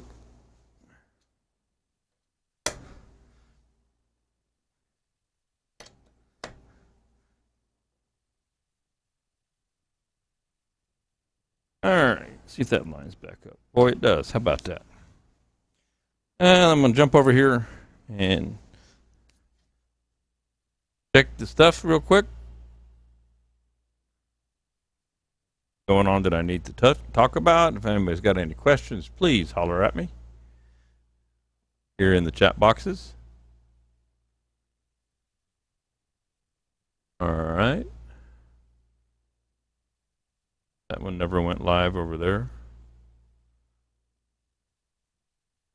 All right. Good deal. We'll keep on keeping on.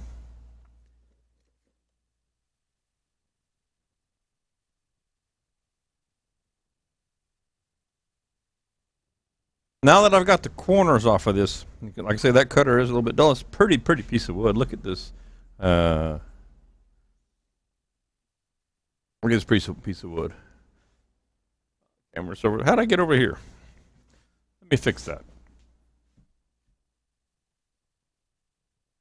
There we go. That's better. Okay. And then we'll change that other camera at the end when we need to. I think I'm going to go with a go round here just to finish this off. Just because that square cutter is just not doing what I need. I don't want to take the time to mess with it.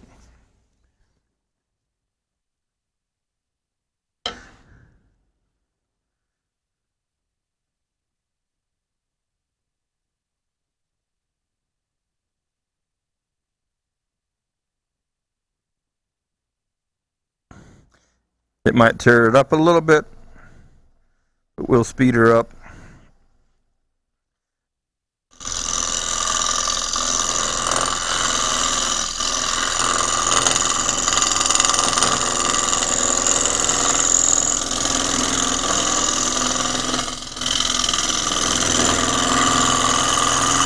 So you can see why I say that the round tool is not necessarily just a finisher. It can, be a roughing tool as well.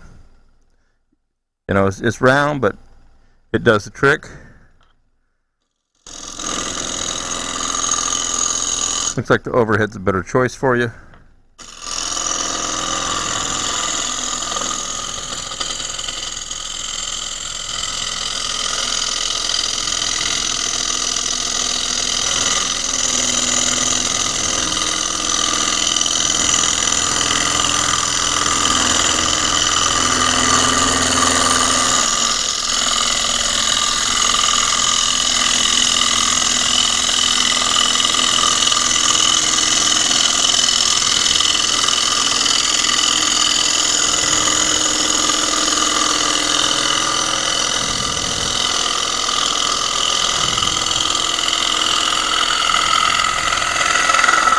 Okay, now I'm not going to use this whole piece of wood for this hollow form. I'm just going to use part of it just to keep it small. We're almost around. I'm actually going to just go ahead and start doing a little shaping on it.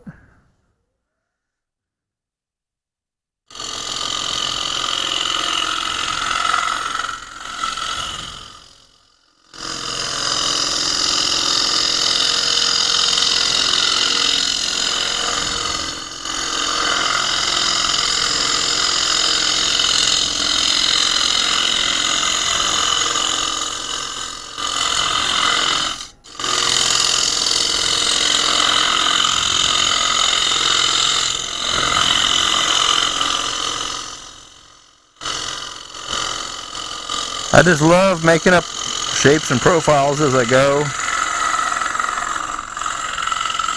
It's about as free an expression as you can come up with, I think. Excuse me, or at least one of them. Alright, so I think I'll use I'm going to make a little decision here. Make a point, a reference point. Using the detail tool. Okay.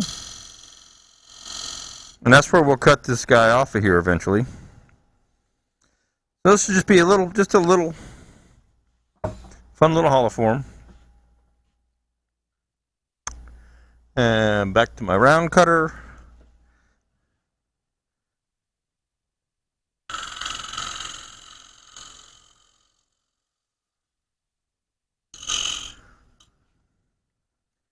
You can see the form there. Let me move some of those chips out of the way.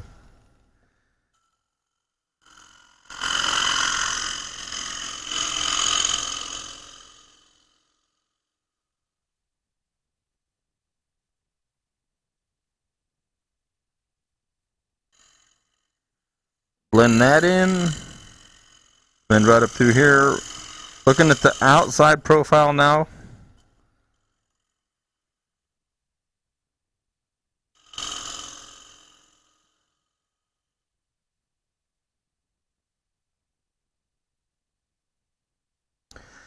I'm going to give it a little more, take a little more out of it. Jim, I don't know if you're out there, but I just sometimes, I just kind of look and see what I feel like. I think the base is too big, will get cut down eventually. But I like to just kind of play with the ratios on the height of the piece to its diameters. Because I can always make this section smaller when we get closer to done.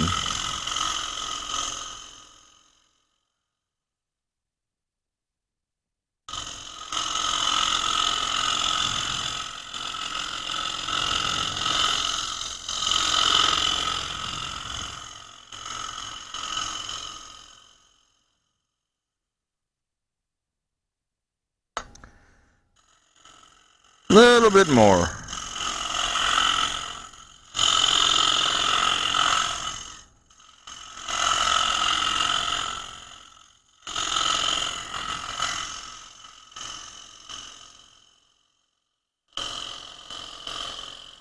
I can also tell that this tool rest needs to be filed. It's in pretty rough shape. It's been hanging out while I was gone. Not that I don't know, maybe the squirrels were playing around in here or something, But the tool rest definitely could stand to be cleaned up, smoothed up a little bit.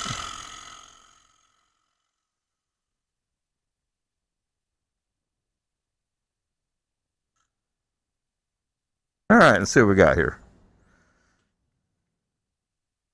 Okay. Little bulbous in there, I think. Let's take some of that out. Right in through here.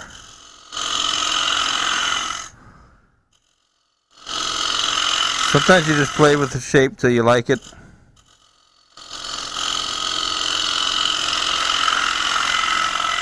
That's better.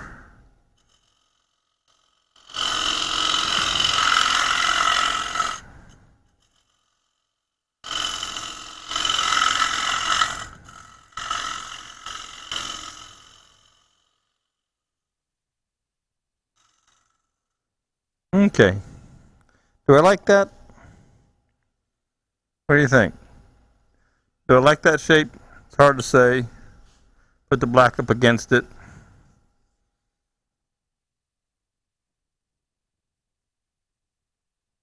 Look at it from the overhead again. Because once we start inside, we're kind of committed.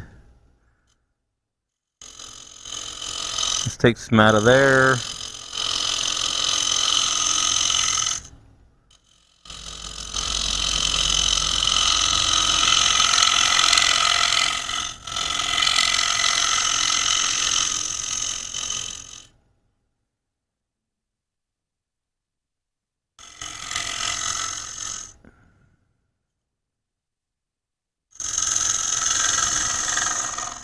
All right. Now, let's clean this up. Do I have a radius? I got a negative rake.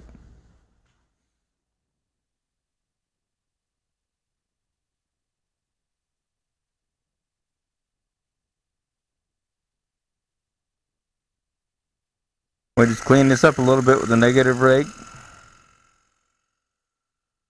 See that real fine light cut that is taken off of there?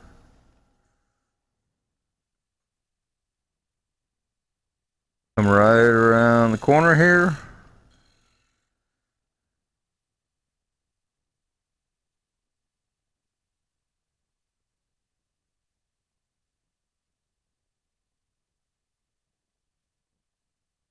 Alrighty. I've got a little hump in the middle of it. See if I can't fix that. My wife Bridget always says I'm a perfectionist, and I say no, I just want it to be right.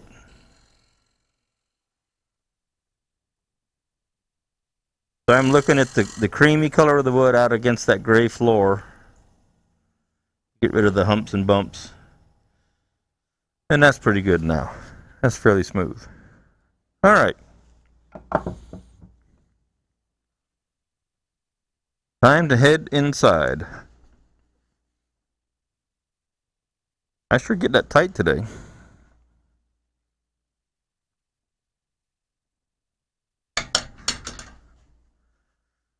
I didn't know I was that strong anymore.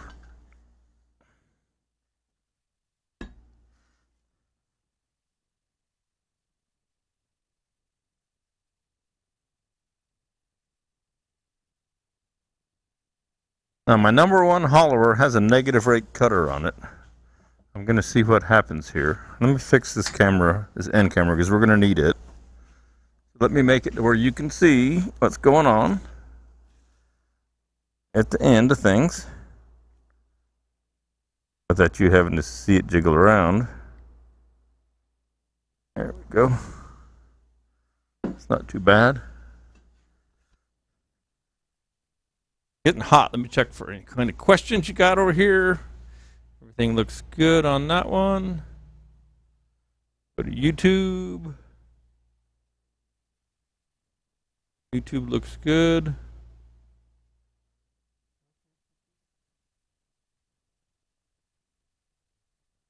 Okay. I'm going to jump on inside of this guy.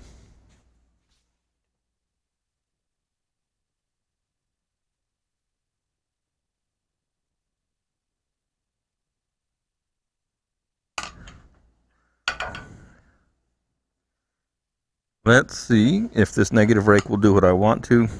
They're not as aggressive on the softwoods.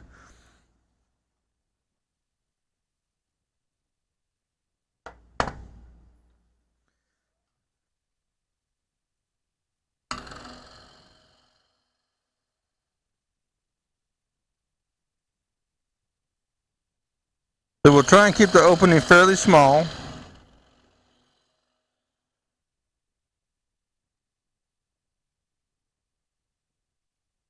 And so with the opening being that small, I'm actually going to have to raise the tool up above center because the bottom is touching, the bottom of the tool is rubbing.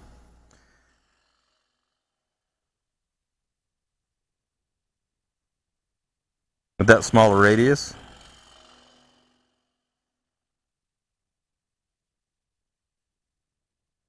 Give you an idea of what the tool looks like when it's moving back and forth here from the top.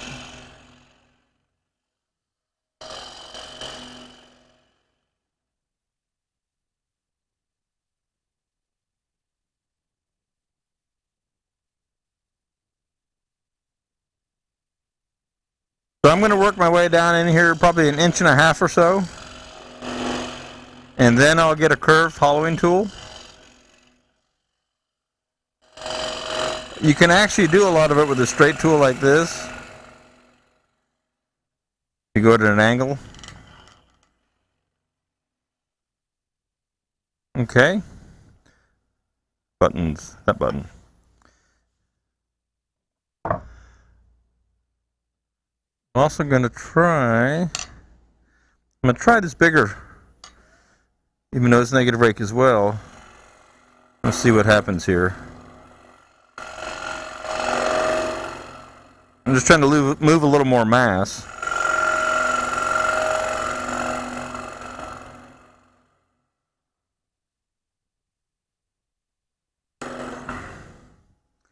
Okay.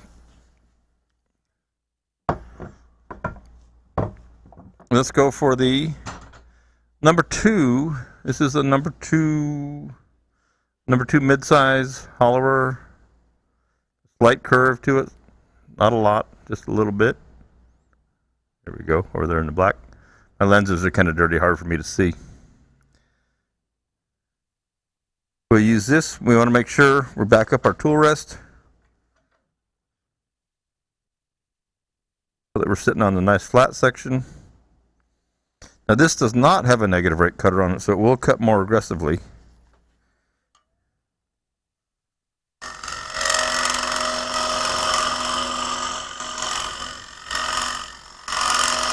Which makes me happy.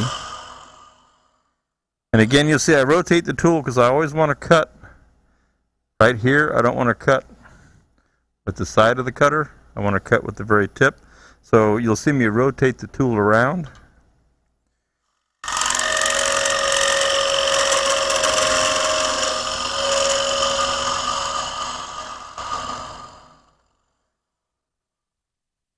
And the way to always know where the cutter's point of reference is the cutter always lines up with the left-hand side of the shaft.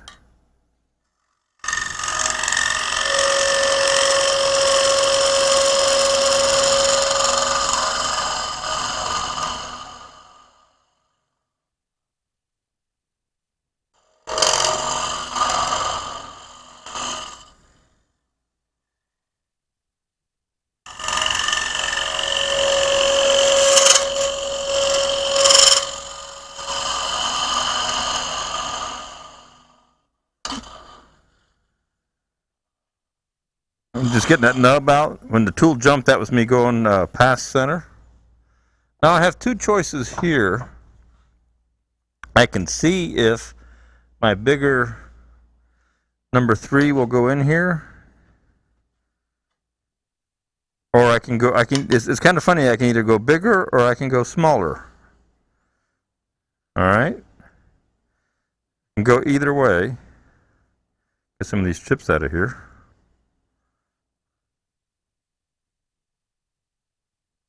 Given a choice, at first I'm going bigger if I can.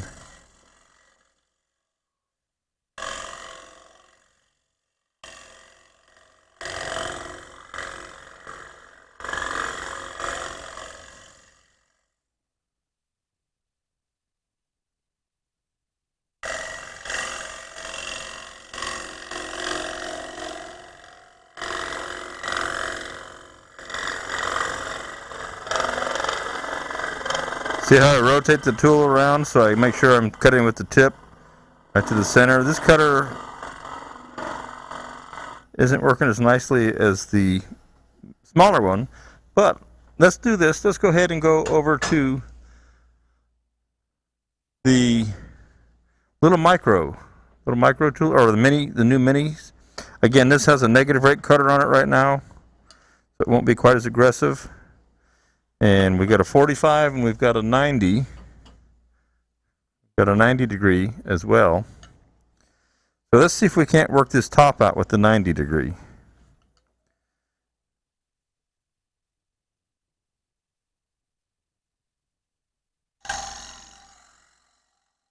That'll get me out into that corner.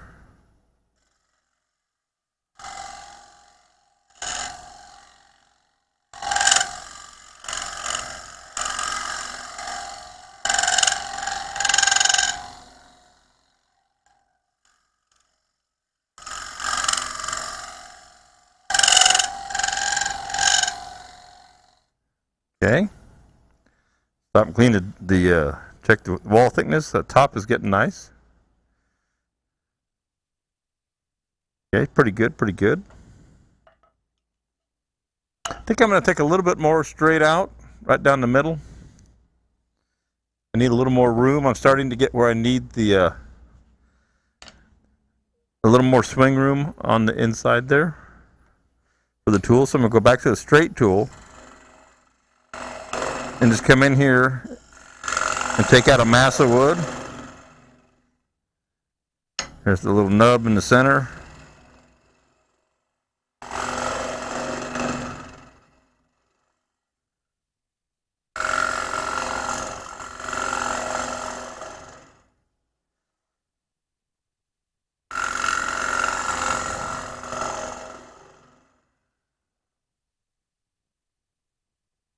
I'm just giving myself somewhere to work. Still leaving plenty of wood back in here for strength so that it doesn't start to flex and vibrate.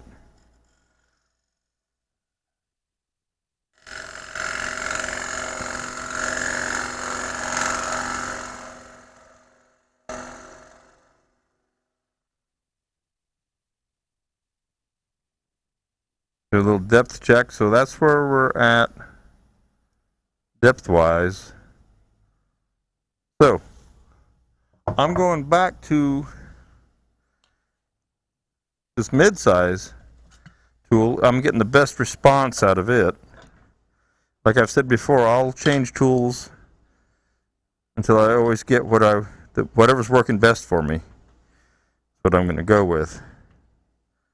So I just move that tool rest over, so if I need to be over here or whatever, I'm closer to the center and I have plenty of support.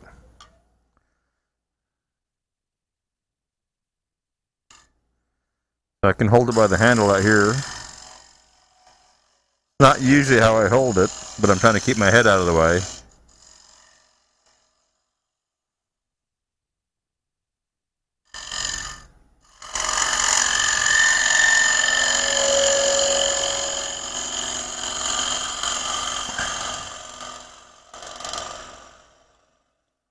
And right on down in there. That works great.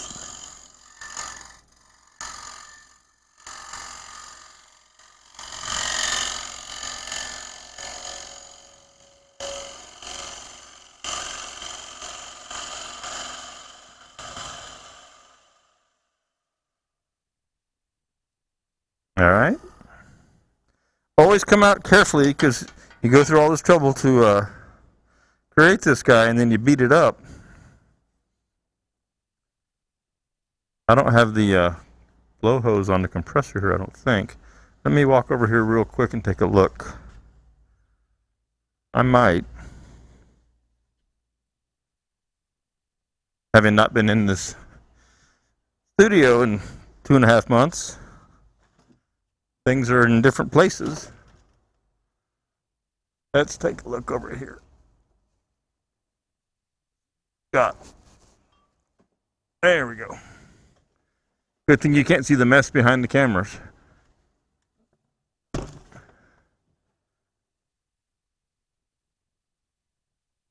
All right, this will work. This will help a lot.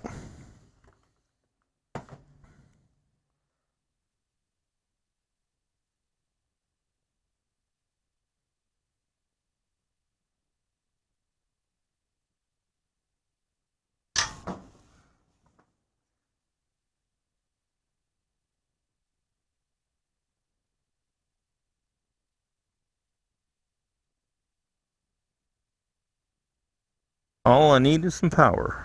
There we go. Go over here. Set up on the fly. I do what it takes.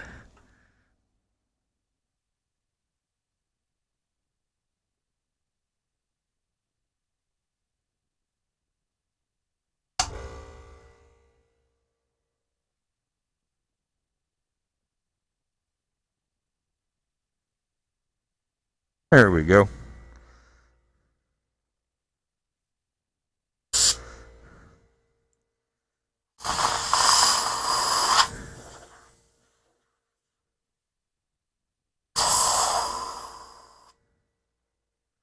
Much better. All right. Let's go back in there. This is coming out really nice.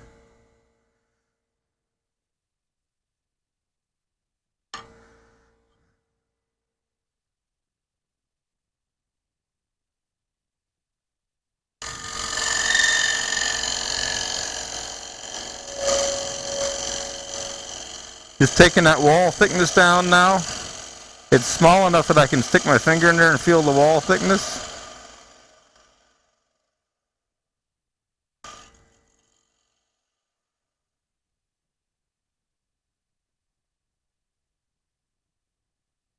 Come out very carefully. Blow it out again.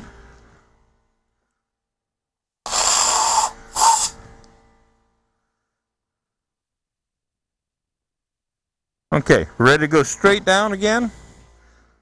Need a little more depth in here.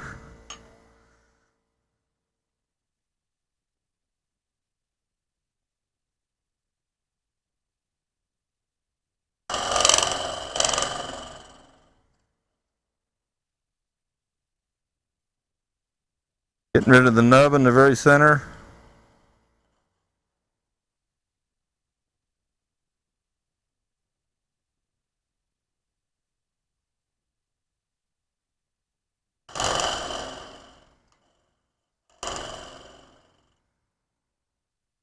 Okay, so let's see, where are we at?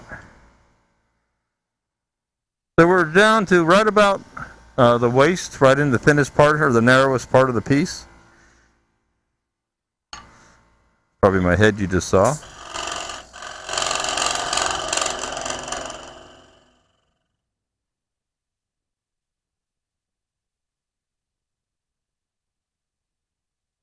And see if I can't get rid of the rest of that nub with the larger round one.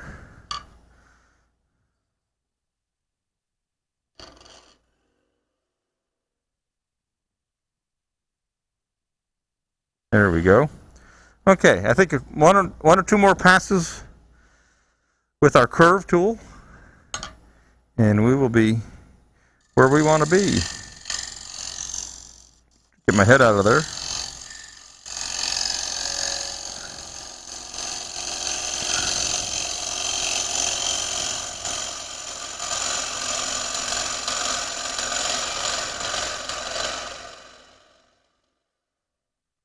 That goes right all the way down to where I just hollowed out in the bottom.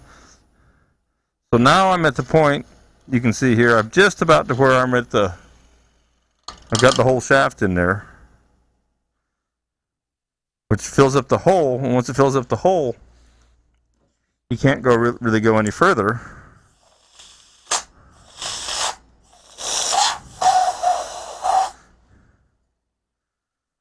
So that's all pretty cool. All right. Now, let's go ahead, since we're happy with that.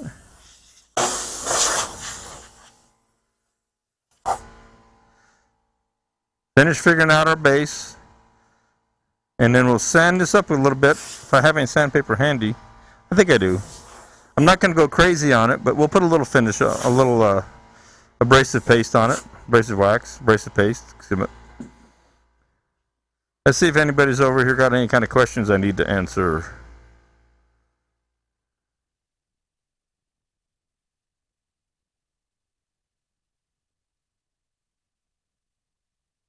All right. Everybody's looking good. Let's finish playing with this base. We'll go back to overhead for you.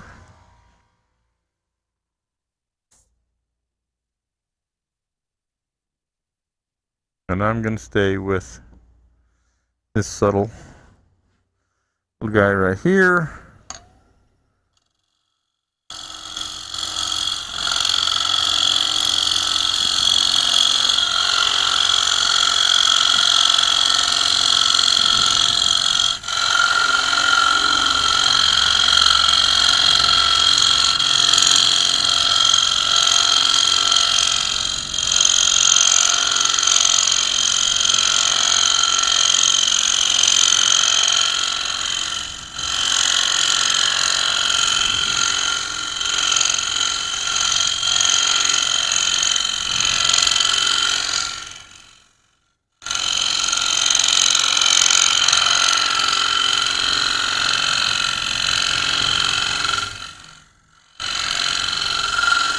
Kind of just playing with a different idea there. I'll grab my detail tool, take a little bit of this away back in here.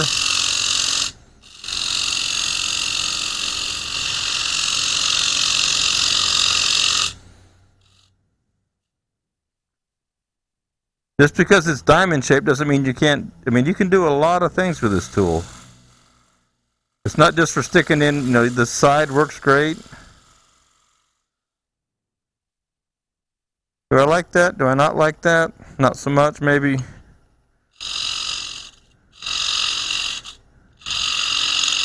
I can just flatten that back off.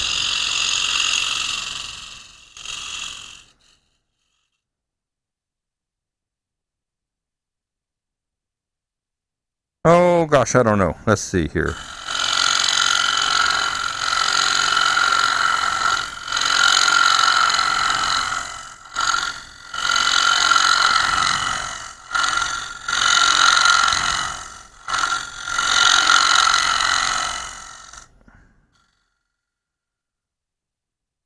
I like that a little bit better.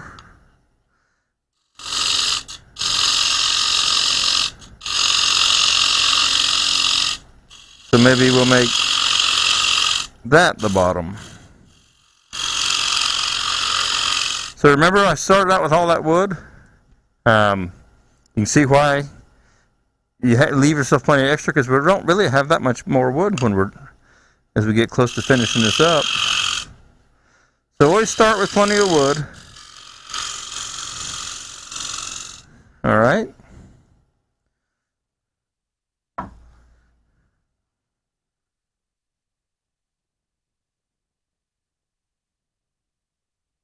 All right.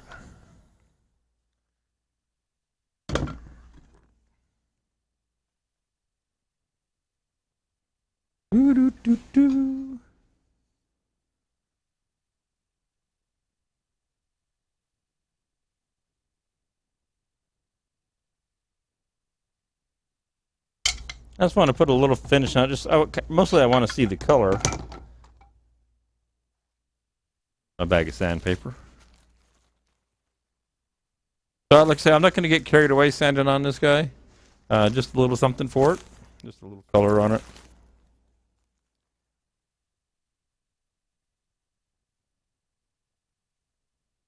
Just in reverse. Slower down.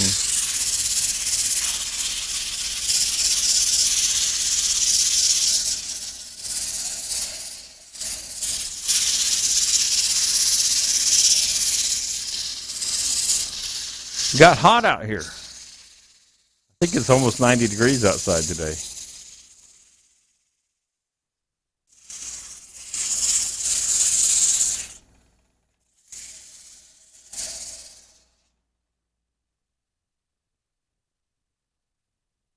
Let's see, what else we got in the grab bag? It is kind of a grab bag of sandpaper here.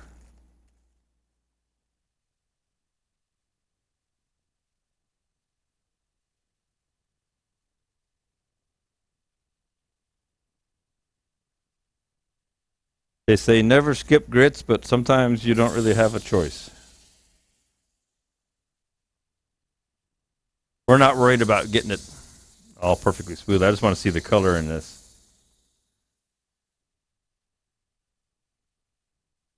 And I do this before we cut it all the way off of there, since we've got the lathe to utilize and do all our work for us.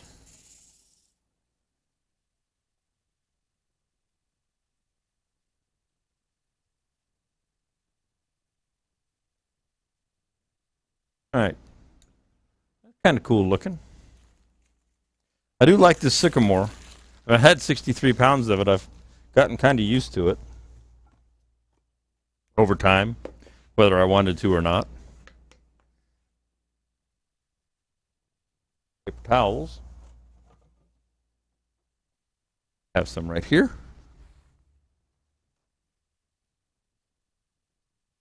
Well, I hope if anybody's out there today who unfortunately didn't make it to the woodworking show, that this is helping you out some. If you'd have been to the show and been coming to the seminars, I'm happy to do this for everybody. So I start this out with it not running. I just do it by hand. This is an abrasive wax, or abrasive paste actually. It does have a little bit of wax in it. But it's just going to smooth it up a little bit more. You can see the color starting to pop out in that. Let me go to overhead for you. Let me show you the top end there too. That top end, how nice that looks.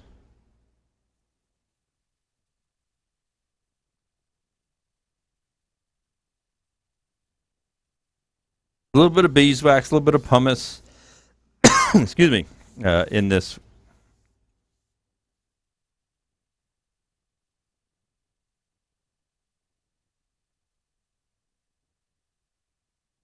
Pretty piece of pretty wood. Then we'll just kind of let it do its thing.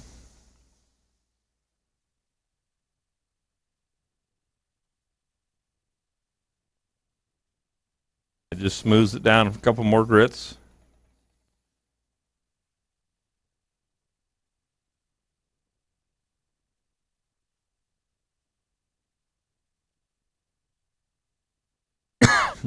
Sawdust. Used to working in a big room. Normally I would have my mask on, wherever I put it. There it is. I found these to be really nice. I know people are walking the streets in them these days, but this really works well. It fits underneath my blue face shield. And it's a neoprene mask with the filters, which are replaceable on the inside. For this sand and stuff, it's great. And it says my battery's getting low over here on my switcher, down to 10%, so I better hurry up.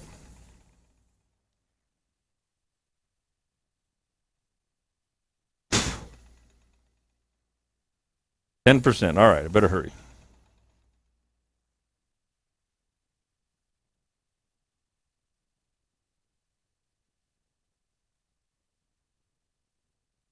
Turn it back off real quick. A little bit finer grit. I didn't sand this smooth enough to make it really shiny or anything today. I just wanted to see the color in this sycamore. If you like brown, brown natural colors, this one's pretty hard to beat. And with the ambrosia in it, it's got some interesting patterns to it.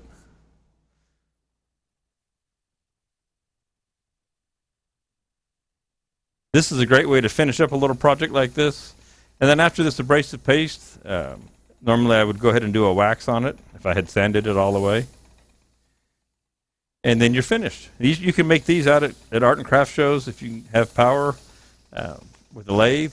You can make these little teeny things. People will love to watch you turn them. And you can get done, and they'll buy it and walk away with it. And you made money, and they got to say they watched it be made. Great way to go.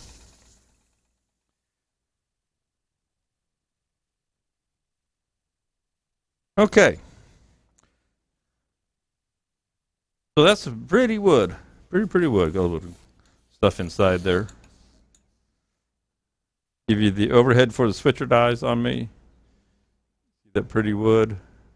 Go to the end.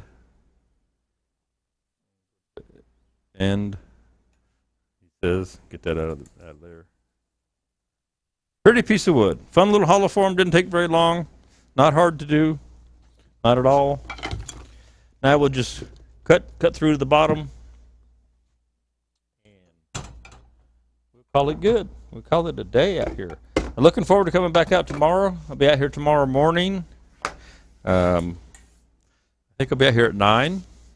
There's a class that normally was a paid class, which is a 101 for folks who are just getting into turning, and so I'll be out here.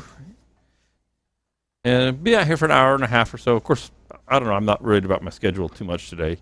But I'll be out here all day tomorrow, on and off. Hopefully all the internet works and keeps working and everything's sounding good. Anybody has any questions that you didn't ask here, please email me. Info@spiracraft.com is fine. And that'll do the trick. And if you notice something about the technical aspect of things that I should change, for sure send me an email because I want it to be right. And if you were here earlier, I finally found the gloves. I found the gloves that I was looking for earlier today. They're sitting here on a chair. Go figure. Okay, let's just cut through the bottom of this with the detail tool. And we'll just kind of catch it here at the end, and we'll be done. I find my mask. There we go. I'll go back to the overhead for you. We'll wrap this guy up.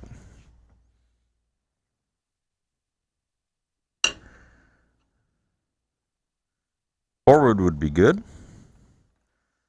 Not a high rate of speed. Around 600 or so.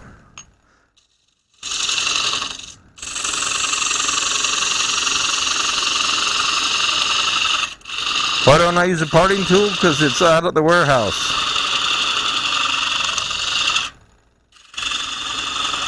I forgot to bring it. So I thought I'd show you how to make do.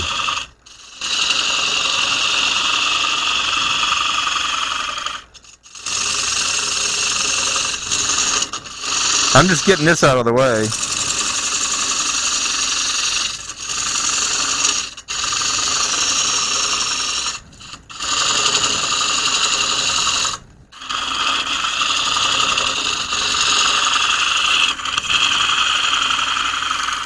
Okay. Back to work here for real. There's enough material I could actually use a round cutter in here. But it's a good way to practice with a tool that you may not use all that much. Get your detail tool out. Practice with it. Practice left-handed. Never hurts. Make sure this is slightly undercut, slightly concave.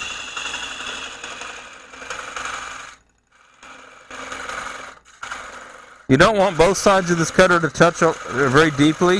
It'll grab.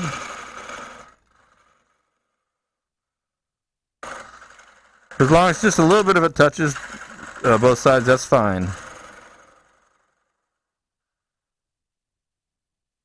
Now, let's see. You can't see that, so I'm going to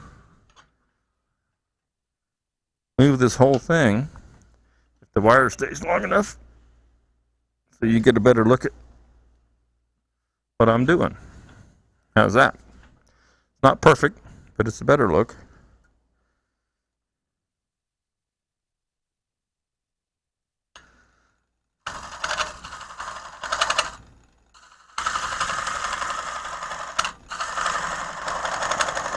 The other reason you want to practice it with your left hand is because I'm going to catch it with my right hand.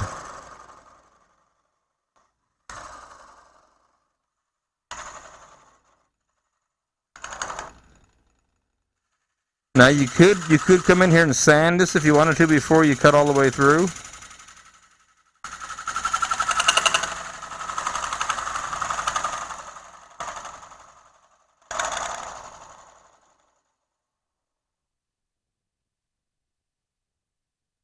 I need to move that in. I'm getting pretty far over the tool rest for this little guy.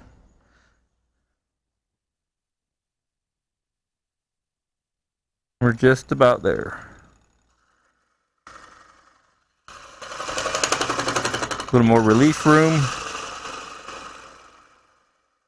The worst thing is to have, you get right down to the end and both sides of the tool touch or something and you get a catch and it messes up everything. It really make you mad.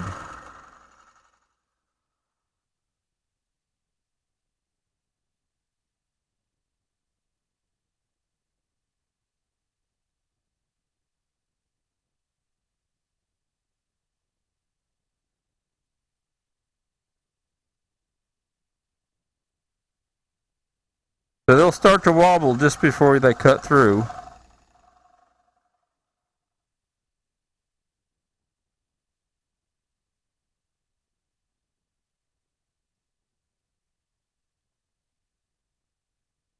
There you go.